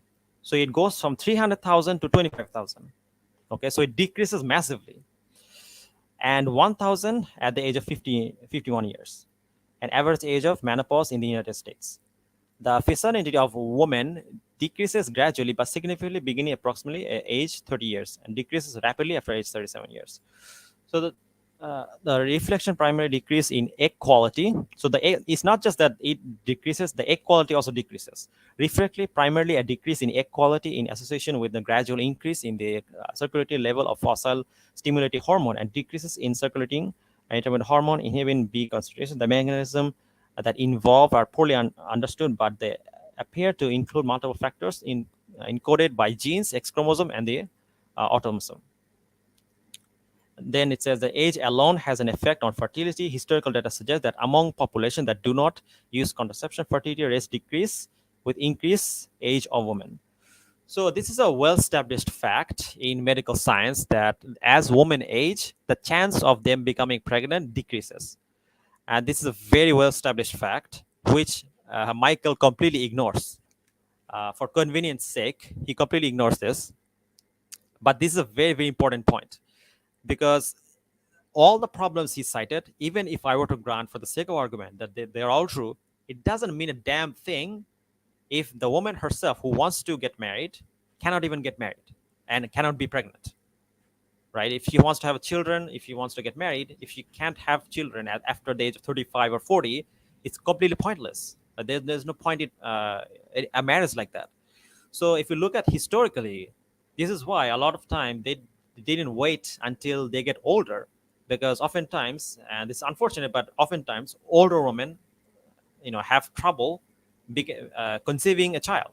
It's very difficult, and I personally Exactly. know people who have gone through this, and I have no family members who are at the age of 30 or more who are having problems with pregnancy because they're at the age of Yeah. 30.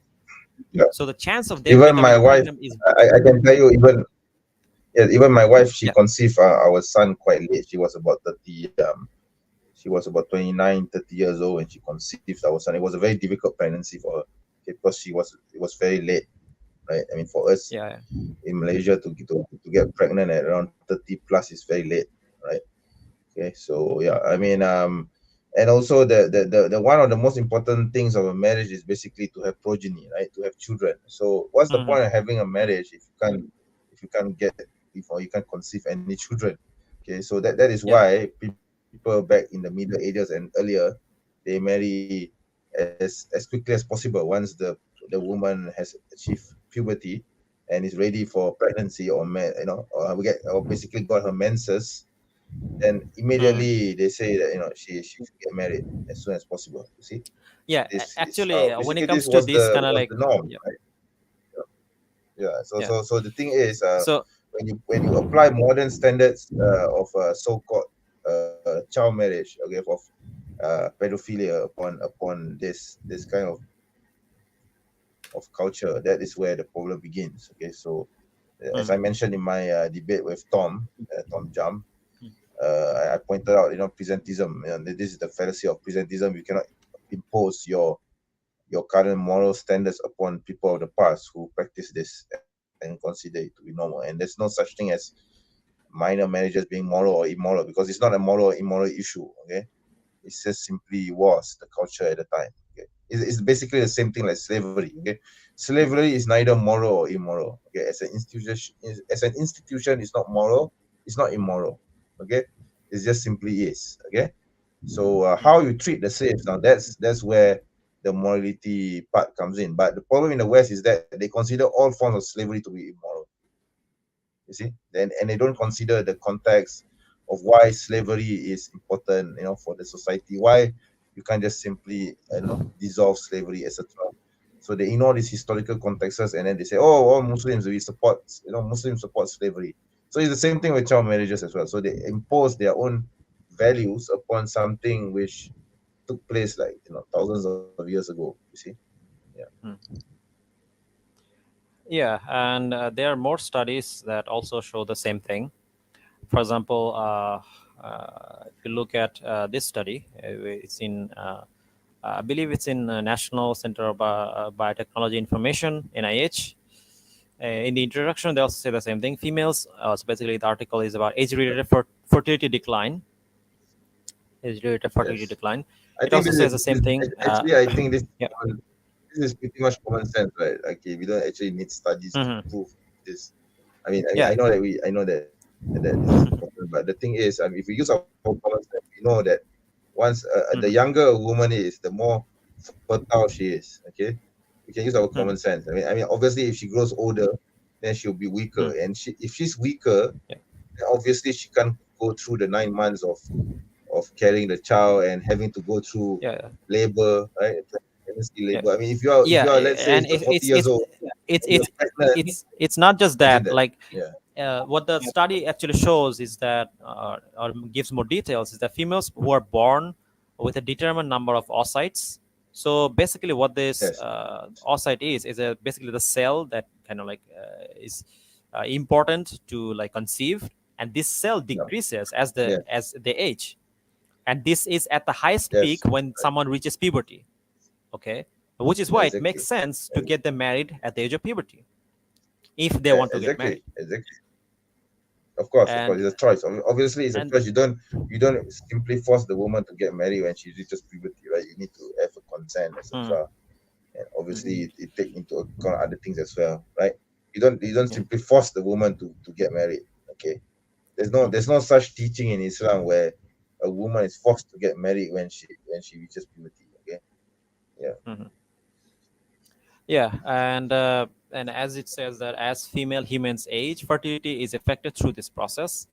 While in earlier times, mother may have aged around 35 to something.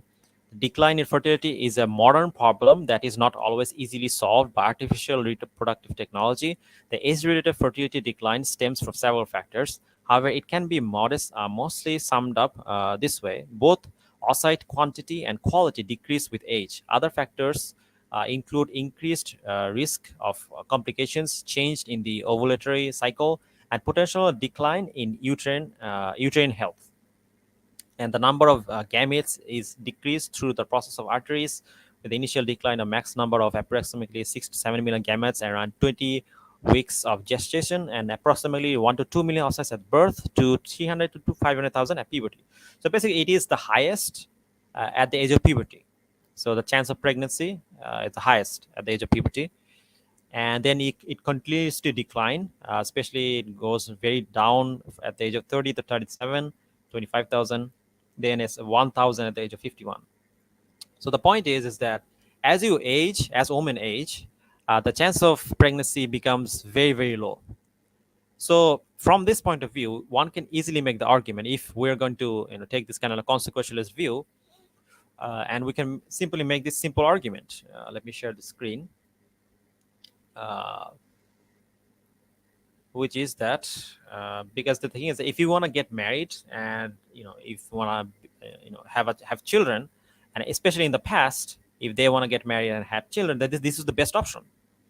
They didn't have any other option. Yes, there is risk here there, but like, the thing is that what other options you have? So we can make the simple argument, which is, premise one: increasing the chance of pregnancy and conception is morally good, right? Morally good. Premise two: minor marriage increase the chance of pregnancy and conception. Conclusion: therefore, minor marriage is morally good, right? And this is, I'm using his same logic. It's kind of like his same like virtue ethics nonsense. But again, because the thing is, yeah, that's the case, right? I mean, if you wanna increase your chance of chance of having children, then yeah, minor marriage is a good thing. Because if you marry late and you can't even have children, then what's the point? Now, of course, it doesn't really matter, because it depends on the girl or like the family of the girl if they want to go through with this. And the ideal age of marriage would be something like a 15 or 16 or something like that. But the point is that if you cannot even get pregnant and if you cannot even have a child, then what's the point of marriage? In many cases, for many people, there would be no point.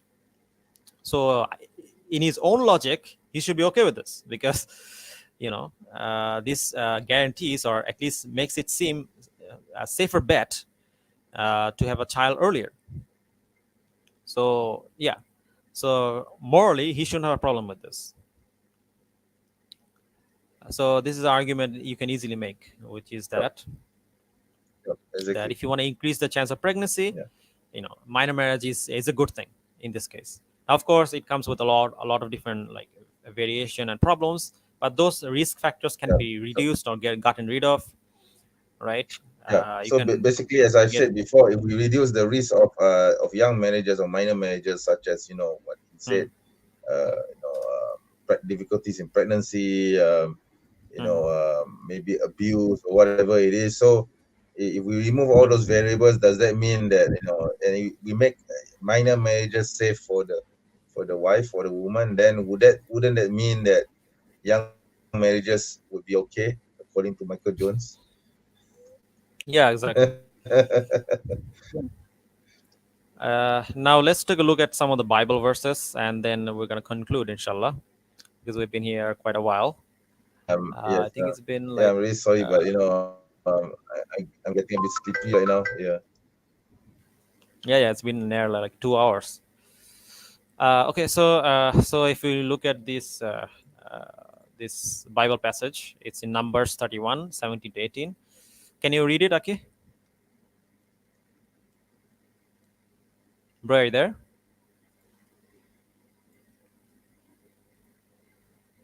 Bro, are you there?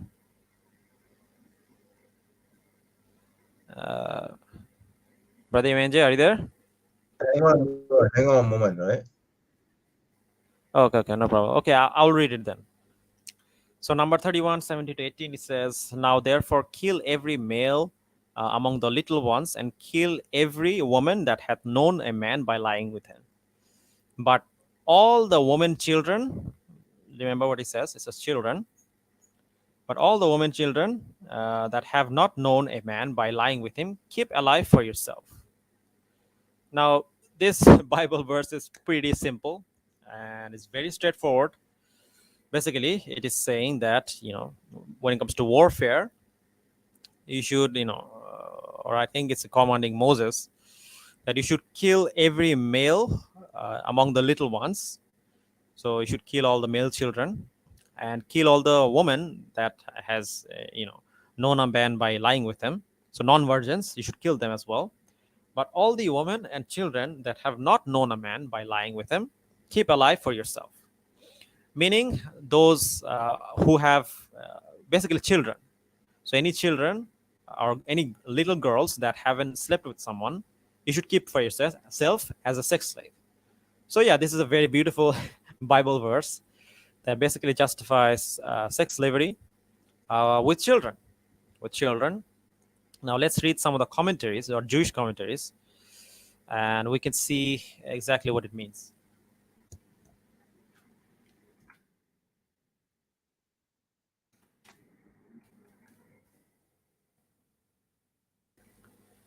And share. There we go.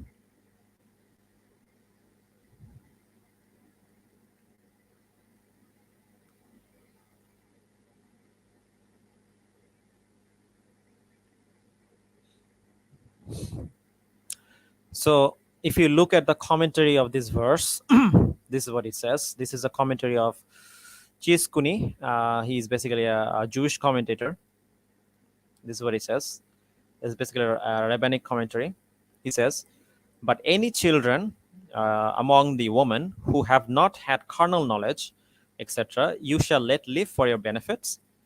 This formulation prompted Rabbi Shimon Bon Yake to state that a female convert who has not attained the age of 3 years and a day is fit to marry a priest, as she could not have contaminated through carnal intercourse.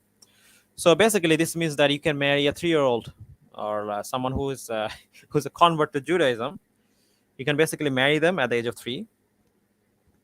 And so, yeah, Bible is clearly saying, that you can marry 3-year-olds. So yeah, child marriage is completely allowed in the Bible.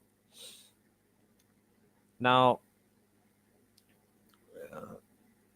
what's interesting is that from an Islamic point of view, you can actually make a case regarding harm, because in Islam we have a principle, which is that we're not actually allowed to harm someone or cause harm to someone. For example, there's a hadith. This is a Sahih hadith, although it's been narrated by there's some weakness in the hadith, but this hadith is Sahih according to many scholars. This is hadith on law, and this is a basic principle in fiqh. It says the following: Ubaidah ibn al-Samit reported the Messenger of Allah, peace and blessings upon him, issued a decree: do not cause harm or return harm. You read about this in Sunan ibn Majah. It's a Sahih hadith according to Sheikh Albani. So from this basic principle, we can say that if you have a situation where if you're trying to get a girl married, someone who has reached puberty, you have to basically observe and see, like you can make the case that if there's a chance of them being hurt, then you can basically delay the marriage, or at least to some extent. So a case could be made to say that you should delay things like pregnancy and whatnot if you think that there's a risk for it, right? So this whole argument regarding virtue ethics can also be made in Islam, right? Bro, are you there? Yeah, I'm here now. Sorry, I had to answer a call just now. Okay. Sure, no problem. So basically what I was saying is that if you read some of the hadith and like some of the fiqh rulings, it is clear that not harming people is a general rule. So, which is why I kept emphasizing that if you have a situation where you think that minor marriage could lead to harm, then in that case, you could make the argument that those type of marriages should be delayed, or there should be like some kind of age. But again, this is not for everybody, because if you have a situation where someone is like mature, then yeah, you can get married. But the point is that the Bible clearly allows, child marriage, as we just read in where is it? Yeah, in Bible Numbers 31 to 17 to 18, and as we read the commentary, Chiskuni, he basically says that 3-year-olds can be married off. 3-year-olds can be married off. So the point is that, Like if you read I the mean, Talmud, for example, the rabbi say that the youngest marriage that a girl can be married yeah, yeah, off I at just, I is just, 3 years old. I just showed it actually. Yeah. The reason is because why they put it at 3 years old, because according to the Bible, Rebecca was married off to Isaac when she was 3 years old. So they derived the ruling from that. Yeah. Yeah, yeah. May share the Otherwise, there's no reason why. I screen. mean, they could have put the age at 1 years old or 5 years old or 10 years old. So why did they put it at 3? Because it's because of the age of Rebecca Yeah, yeah. for marriage to of Aki, can you read marriage this? to Isaac. Is the number Sure. 31:18? Can you read this? Sure. Number 3180. You mean the highlighted part? Yeah, yeah, yeah. This is basically So you commentary mean of now therefore slay the commentary. Okay. This formulation prompted Rabbi Shimon ben Yochai to state that a female convert who has not attained the age of 3 years and a day is fit to marry a priest. Yeah, yeah. Because the reason is because, like I mentioned, the reason why they put it at 3 years old is because of Rebecca's marriage. Okay. So because Rebecca was Yeah. married off to Isaac when she was 3, therefore, according to the Jewish rabbis, it is therefore permissible for girls to marry off, or to be married off when she's 3 years old. That's where the ruling come from. But of course, Yeah, Christians, I they mean, throw this out yeah, of the they throw this out of the window because they don't have any traditions. They don't follow the Jewish yeah, yeah. traditions. I mean, they claim to be Jewish. I mean, Jesus is a Jew, right? But they don't follow the Jewish laws. They don't have a conception of any Sharia. They don't know what is the law. Okay, they claim to follow the laws of Jesus, but Jesus never talked about this. So obviously, Jesus followed Jewish law. Okay, but Christians, they reject Jewish law. Okay, and they only rely on their own I don't know, common sense or secular values. So whatever they think, that they just basically they just make up laws along the way. Okay, so if anything they feel doesn't jive with their worldview, with their culture, they will just reject it. Okay, of course, ironically, back in the Middle Ages, they actually marry off their young when their women when they reach 6 or 7 years old. Okay, so it wasn't a problem back then, but today is a problem. Okay, you see the Christians, how they behave. Yeah, Yeah. yeah, yeah. Can you read this part? This is in Nidda 45a. It's another Jewish commentary. Can you read this part? Jewish rabbi commentary. Okay, so Rabbi Yeah. Yohanan maintains that there is a second Tana who says that 30 days in a year are considered equivalent to a full year, and therefore a girl can be betrothed by intercourse from the age of 2 years and 30 days. Okay. Okay. All right. Yes, because he has reached Michael, 2 years Michael, and 30 days. Michael, I want to ask you something if he's watching. So, Michael, are you angry at this? Are you angry at this rabbi interpreting these verses like this? Like, do you know better He's just going to say, no, about? we're not Yeah, Jews, we don't follow Jewish law. He's going to say this. yeah. He's going to I'm throw gonna everything refute under that the bus. actually. I'm just establishing Yeah. that what Judaism's or Jewish rabbis say regarding what is a general consensus in regards to Jewish law. So once we establish that, we can show what Jesus said regarding following rabbis. Can you read this part? But according to the opinion of Rabbi Yanai, that Rabbi Meir requires a full 3 years. This baraita is difficult, as it explicitly states that in Rabbi Meir's opinion, even a girl aged 2 years and 1 day can be betrothed followed by intercourse. The Gemara concludes, indeed, this barata is difficult according to the opinion of Rabbi Yanai. Can you imagine? There you They're go. having a There you debate. go. There They're you having a go. debate They're having whether a you debate can on the marry a age. Yeah. 2-year-old or 3-year-old. And here, Yes, exactly. Michael, They're having a debate on this. amazing, kind of like Yes, yes. knowledgeable Christian, is saying that you shouldn't marry until 18 years old. There's not, because you see this kind of debates, they don't exist in Jewish and in Christian law, because Christians don't have any laws. They don't have any conception of the Sharia. At least the Jews, they have a Yeah, conception of what is the Sharia. Okay. And we Muslims, because we have the yeah, Sharia, we have debates like this. I mean, we debate like this all the time in our Hadith yeah, literature, in our Sirah literature. We have this kind of debates as well, similar. But the difference is that, of course, the rabbis, they consider the rabbis to be, because you see, the Talmud does not derive from the words of Moses. Okay, it's just derived from the opinions of the scholars, and only the scholars. Whereas in our literature, we derive based on what the Prophet said, like Sallallahu Alaihi Wasallam, and then we derive that understanding, and we try to understand how the Prophet behaved, and yeah. we take that understanding from the Prophet alone. Yeah, Okay, yeah. The so the there's a the the, difference, the right? thing is that Yeah, when it comes to these rabbis, right? It's not like these rabbis are just randomly coming to this opinion. They've actually studied, the yes, Bible extensively for a very long period of time. They're exactly. way more knowledgeable Yes, than most yes, Christian scholars now, because they have a tradition yeah. of interpreting, Yeah, but Talmud basically, for basically the generations. Christian scholars, Yeah. the Christian scholars don't even consider the Old Testament laws anymore. They just simply throw everything out of the book. Okay, they don't even Mm, have this kind of mm, laws.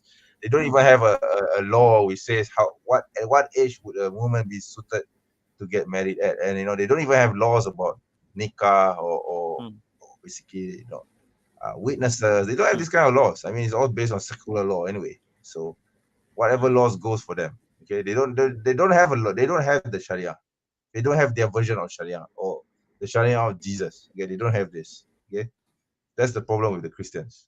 Okay, they make up things as they go along. Yeah, but Yeah. as we will discuss, that's if you look at the scripture, that's not entirely true, because okay, No, so I mean, with regards another. to the Christians, of course, the Jews, of course, have their own laws. Of course, Jesus taught the Christians to follow Jewish law, but Christians don't follow Jewish law. That's basically what I'm trying to say here. Yeah. Okay, hold on. Now, if you read, this is Ezekiel 16:17. So basically, it talks about this is basically using an analogy, and we have already read this Yeah. verse. So basically, where it goes. So basically, it talks about the Israel as a nation, and it says that when I passed by you, I saw you wallowing in your blood. I said to you, live despite your blood. Yet you said, I live despite your blood.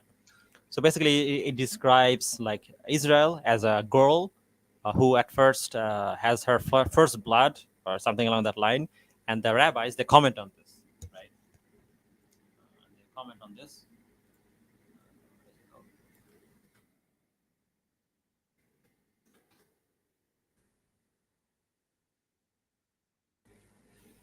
Yeah, they comment on this here. Um,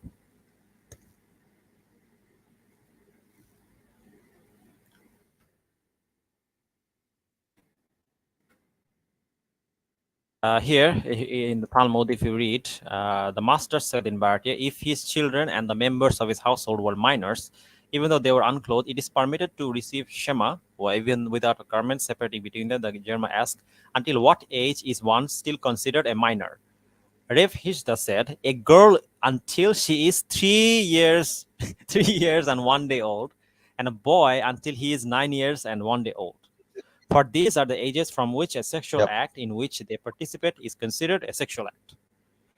So, so Michael, There you go. there is your morality. Some say a girl 11 years and There one you day go. old, and a boy is of 12 years old and 1 day old. So yeah, this is the view. Exactly. This is the view of the rabbis. Now let's see what Jesus said regarding the The Jewish law. rabbis, shall we? Yeah.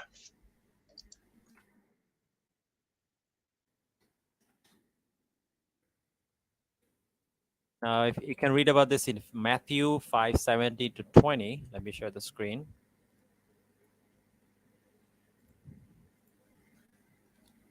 Okay, here we go. It's a chapter title, Matthew 5:17 to 20. It says the fulfillment of the law. Uh, by the way, can you read this section?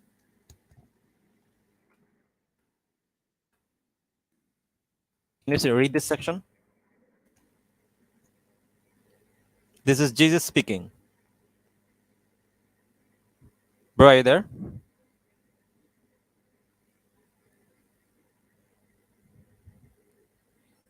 Sorry. I was reading something. Okay, yeah. You want me to read this?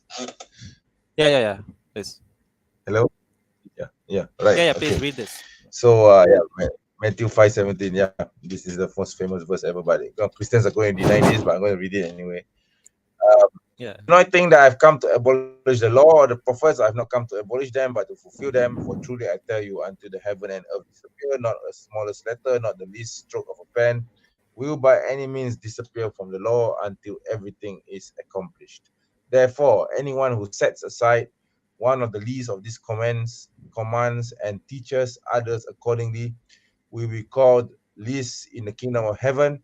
But whoever practices and teaches these commands will be called great in the kingdom of heaven. For I tell you that unless your righteousness surpasses that of the Pharisees and the teachers of the law, you will certainly not enter the kingdom of heaven. Yeah, so basically Jesus is saying to obey the law, but Christians don't Mhm. follow this.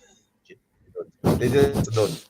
Don't ask me Yeah. why, but they don't. Okay, they don't. They just ignore. They just gloss this over. Okay, they interpret law Mhm. differently. Okay, so yeah, Mhm. that's just how it is. Now, Okay, this there's no is use basically pointing a out this verse to general. them because they're just going to deny it. So basically, this is a general command and one of the only commands from Jesus which actually confirms the Old Testament and basically says that you should follow the Old Testament. And as we read in the Old Testament, marriage or age of marriage is considered from the age of 3 to 7 year old. Okay, from the 3 or 7 year. But Jesus actually becomes even more specific. He doesn't just say you should follow the Old Testament. He also says that you should actually follow the rabbis as well. Let's read this. Mm, Let me share the screen. Uh, yeah, hold on.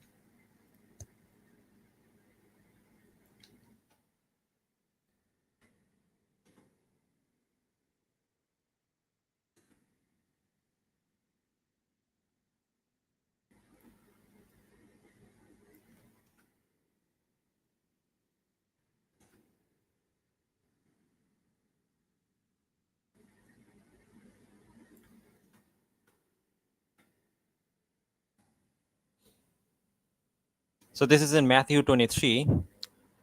Can you read this, Aki? Yep.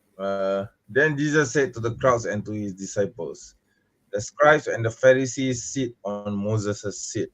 So do and observe whatever they tell you, but not the works they do, for they preach but do not practice." Uh, so this is an interesting passage, and actually, I don't know if you know, there's actually a Twitter war that was going on between brother Ijaz and Michael regarding this passage. So basically, Michael is just like denying, this passage and saying that no, it doesn't say what it clearly says. Now, I want the Christians who look at this to simply read this passage as it is, right? What is Jesus saying here? He clearly addresses his disciples and says the following: the scribes and the Pharisees sit on Moses' seat, so do and observe whatever they tell you, but not the works they do. For they preach but do not practice. Here, he's clearly talking about innovations, right? He's saying that the things that they don't practice themselves or like the things that they do but that are not like part of the religion or whatever, don't do those things. However, do whatever they tell you that is according to the scripture, right? Now if you combine this with the previous passage, this clearly shows you that you have to follow the uh, the Pharisees or the you have to follow the Jewish law, because that is what Jesus is saying. He's saying that scribes, meaning the the rabbis, they have authority. It's not like they're like completely obsolete. There's absolutely nothing from Jesus or his teachings that say that the Old Testament or the rabbinic laws are completely obsolete. There's nothing like that. If anything, you have evidence that show that no, actually you should listen to them. So if you have a situation where all the rabbis are clearly saying that age of marriage or what constitutes a minor is from the age of 3 to 7, then yeah, that's what constitutes a minor and an age of marriage. Okay, are you there? Yes, I'm here. I'm still here. So yeah, Jesus clearly endorsed child marriage. He clearly endorsed child marriage. And this is interesting because Yeah, the thing is that basically, yeah. basically Jesus is saying, because Jesus is saying that the laws of the rabbis and the scribes he has no issues Mhm. with them. And Mhm. since we see in the Talmud that the rabbis have pretty much established that a woman can be married off when she's 3 years old. So Mhm. therefore, people like Michael Jones shouldn't have a problem with it, right? Because this is what Jesus is telling Mhm. you to do, to Mhm. obey to observe what they tell you and to practice to do it, right? But not to Yeah. do not to do how the rabbis do it, okay? But to follow Mhm. what they tell you, okay? And not the Yeah. works that they have done, what they have, in how they interpret it, okay? You see, Mhm. if you get what I Yeah, mean, yeah. basically Jesus is saying to not follow innovations but rather the actual valid interpretation of the Yes, law that they give yes, you, basically. yeah, And this yeah, is similar to like what we have in Islam, because we don't follow a bidah or innovation either. But it's exactly. definitely not saying that you shouldn't follow the Jewish law. It's not saying that. He's actually Yeah, affirming that yes, you exactly. should follow the Old Testament, you should follow this rabbinic law, Yeah, but but not I can innovation. foresee. Yeah, I can Uh, foresee Christians they are going to deny this verse, and they're going to try and do their linguistic hmm, gymnastics and reinterpret this. yeah, I mean, this is their common tactic. Okay, so yeah, they really don't have any Sharia of Jesus. Okay, they don't follow yeah, the yeah. Jewish law. They make up laws along the way, as I mentioned. Yeah, I Hmm. mean, they only follow traditions which come from the church fathers, but the church fathers themselves don't follow Jewish law. You see, so that's the problem. Hmm. Hmm. You see. So yeah, the the the overall point is that clearly Jesus did not have an issue with this. He never condemned child marriage. If anything, it seems like Exactly. he endorsed the Jewish law. He endorsed the Old Testament. Yes, Now, if what's that's the thing. interesting, That's the whole point. Yeah. yeah, what's interesting is that in a recent, I don't know, like discussion that he had with Apos, I don't know, did you see it? He had like a live with like Apos. Bro, are you there? You were asking about Apis. I didn't get your last question. It was So cutting off. basically, he was in a panel where you had David Wood, Apos, and I think Derek from Midvision. You went there, and did you know Oh, what the he four of said? them. Yeah, yeah, yeah. Yeah. I Did you know didn't what he follow said? that particular.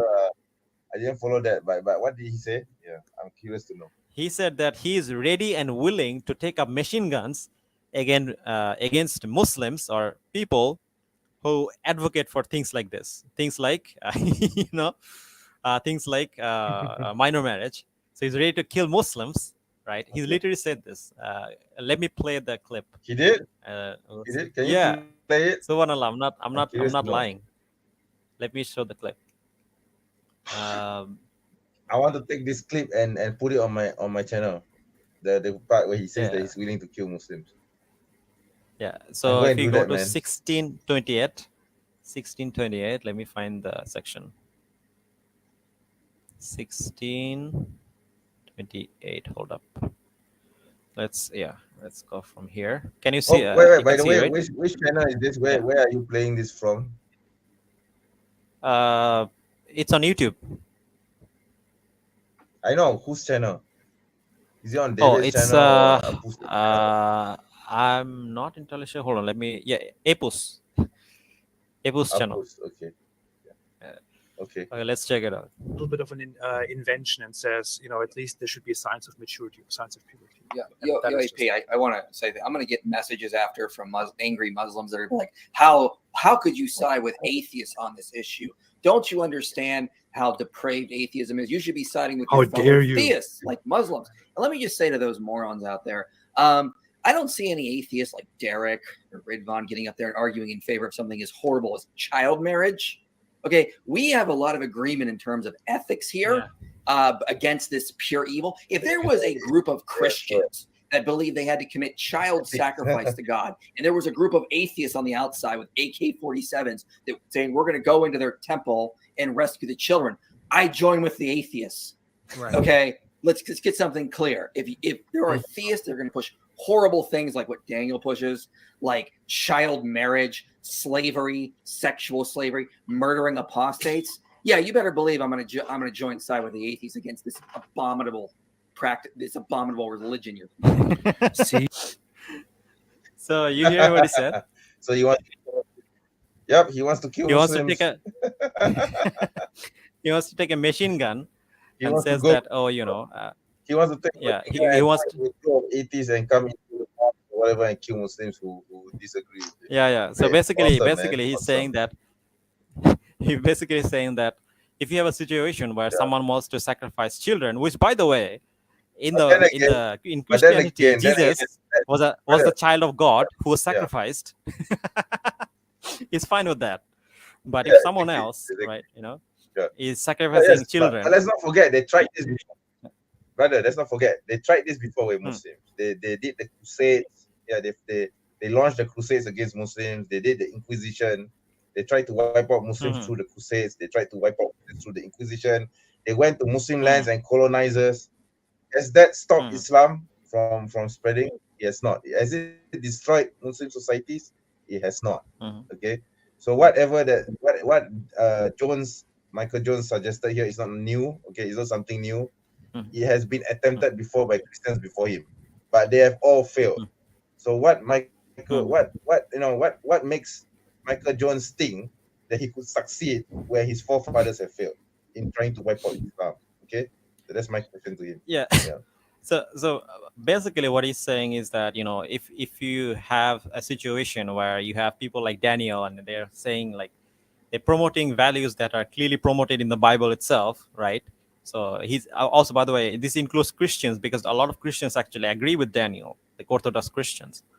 He's saying that if they say things like this, he's willing to take a machine gun and walk into a church with like atheists to kill them, right? What's ironic is that Jesus himself endorsed this. He himself endorses these practices, right? He himself says that you should follow the Old Testament, which clearly says that you can like marry children. So if he wants to be consistent, he needs to take a machine gun when Jesus comes back and try to kill him, right? So we can basically make an argument.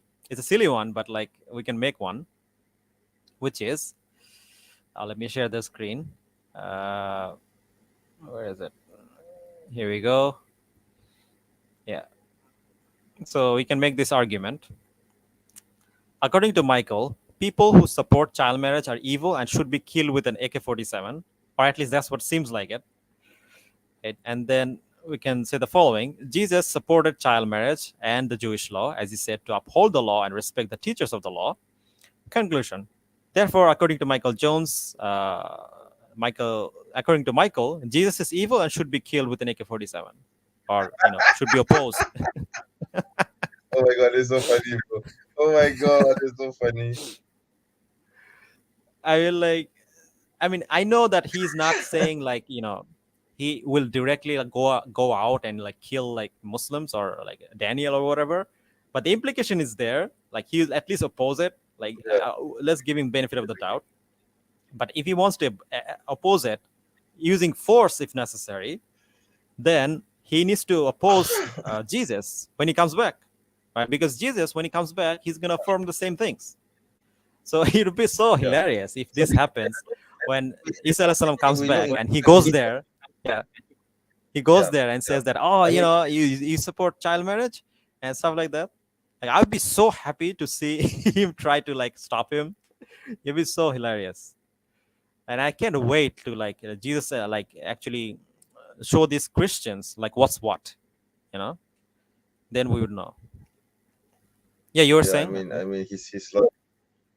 No, I was saying that basically, Christians. This is not strange to Christian culture. They have been doing this to Muslims anyway, regardless whether it's about child marriage or whatever. I mean, Christians are already waging war against Muslims in the past. Okay, of course, in the present they say, "Oh, we are the religion of love. We won't harm you or whatever." Blah blah blah. But don't believe them. Yes, because they're just waiting for the right time to strike. Okay, so, you just look at the history. Okay, you just look at the history. Where has Christians ever shown any love or peace towards Muslims? Okay, where have they done this? Okay, just look at the Crusades. Look at the Inquisition. Look at how they treated Muslims. If they are in the majority, look at how they treated Muslims in the past. Okay. I've just come across this information that the largest number of Christians right now the largest Christian nation in the world right now is actually in the United States. Okay, so other countries which previously has a lot of Christians, they have already reduced in numbers. Only the United States have remained with a large Christian majority at 70%. Okay, other countries have their Christian numbers have started to go down. Okay, like in the UK, for example, the number of Christians have fallen. Okay, in Europe, especially, the number of Christians have fallen. Okay, so Christianity is a dying religion. It's a dying religion. Okay, so in order Yeah, for them exactly. to run their life, they need to prop up an enemy. Then they need to find an enemy to prop up so that they can, rally people to join their religion again. So unfortunately, Islam has been chosen again as their boogeyman. Okay, so previously it was the communists, previously it was and then it was the communists, and then now it's Islam. Okay, so they always try to find a boogeyman in order to rally people behind the cause. This is all. This is all history. You can read this out. It's there, right? What they have done in the past and what they are doing right now. Okay, so that's my take on it. Yeah, so this is nothing new. Michael Jones' intention is nothing new, really. Okay, but yeah, I would like to see him try doing that, though. Going into a church or Can into you a mosque, imagine trying to like kill him going people. to try to fight Jesus, and Jesus just or armies like just get his head chopped off like that or something. Like if he tries to fight like Jesus, I mean, so what do you think? What do you think I mean, is when going you, to happen? I mean, when you think about it, is that a Christian behavior to side with atheists wanting to go Yeah, into a church or a mosque to kill more people? yeah. Didn't Jesus tell him to turn the other cheek? So if let's say if someone hits you on the left cheek, he should turn on the right cheek. So what happened to that commandment? He's supposed to be a Christian, right? He shouldn't even be thinking of holding an AK-47 just simply because he doesn't agree with the practices of a certain culture or society. See, so Yeah, isn't that yeah. un-Christian of him? Another thing I kind of forgot to mention, which is that he constantly talks about virtue ethics, right? So virtue ethics is Yeah, basically this idea that basically ethics depend on like context or whatever. But Jesus here, you can yeah, clearly see the passages that we quoted. He's clearly saying that no, you have to follow like the old law or the Old Testament, or guidance from the rabbis. Then that clearly contradicts this idea of a virtue ethics, right? Because it doesn't seem like there's any evidence that it seemed to indicate that Jesus promoted this worldview or promoted this nonsense of like virtue ethics or whatever. He's clearly telling people to like follow the law, follow the Testament, Old Testament, and there's no evidence that suggests that a virtue ethics is even a thing in the Bible. There's nothing.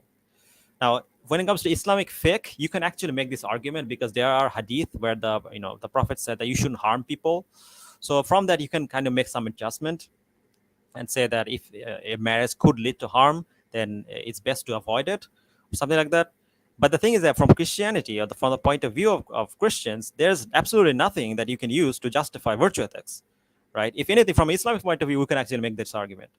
But from a Christian point of view, you can't. Like, there's nothing there. If anything, the rabbis are clearly saying that you can marry from 3 to 7 years old. And which is why, like under Islamic law, there is an age range, or at least like which is that it's puberty. And if people don't show signs of puberty, then it's at from the age of 15 to 17 or something like that. And this is clear. This is clear rule. So this is complete bogus. Like there's no virtue ethics in Christianity or Christian scripture. So anyone like who's like promoting like Michael Jones or whatever, like if you guys ever come across this, like tell them to substantiate their claim. Like where is virtue ethics in the Bible, right? Just ask them the burden of proof. Ask them for burden of proof, and they don't have any. It doesn't exist. It's just nonsense, philosophical nonsense that they made up. It has nothing to do with the Bible. Anyway, you want to add something? Okay. No, I think I'm fine. Yeah, I think I pretty much said what I need to say. Yeah. Yeah. Okay, I think that's about it. Sorry, guys. By the way, if the stream seemed a bit off, there are a lot of like studies that I wanted to cite, but I think overall we made the points that we wanted to make, which is that a lot of these studies basically falls into the logical fallacy known as the is-ought fallacy, which means that just because something is harmful, that doesn't tell us anything regarding what we should do in relation to this, right? For example, like and we talked about this extensively in the previous stream. A lot of this harmful. Basically, Yeah. he's using the harm principle argument, basically, right? Yeah. And the thing is that this is fallacious, because just because something or this is known as naturalistic fallacy, because just because something is harmful, that doesn't tell us anything. I mean, like a lot of this like harm factors that he's talking about, things like depression, things like anxiety, it can happen for a number of reasons. It can happen on many different things. Doesn't mean we all stop doing those things. Like for example, you can get depressed I feel in I a feel non-marital every time I relationship. drive, you see, Yeah. every time I drive into Kuala Lumpur, I feel depressed and anxious. So I stop driving now. Yeah. I mean, for example, like oftentimes people like have a breakup, like non-marital relationship. So then you shouldn't have non-marital relationship. Sometimes families argue with each other, Yeah. right? So you shouldn't have families.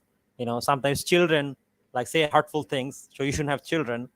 Right? I mean, like, Exactly. so this is clearly not consistent. Like, how are you gonna like stop that? Okay? Okay. So Exactly. this is a very stupid proposition. And It anyway, is. hopefully we've kind of like established what we need to establish, inshallah. So yeah, with this I want to end the stream. And sorry for being late. I think it's pretty late over there. And yeah, thank you guys for watching. No one's Yeah. watching at the moment anyway.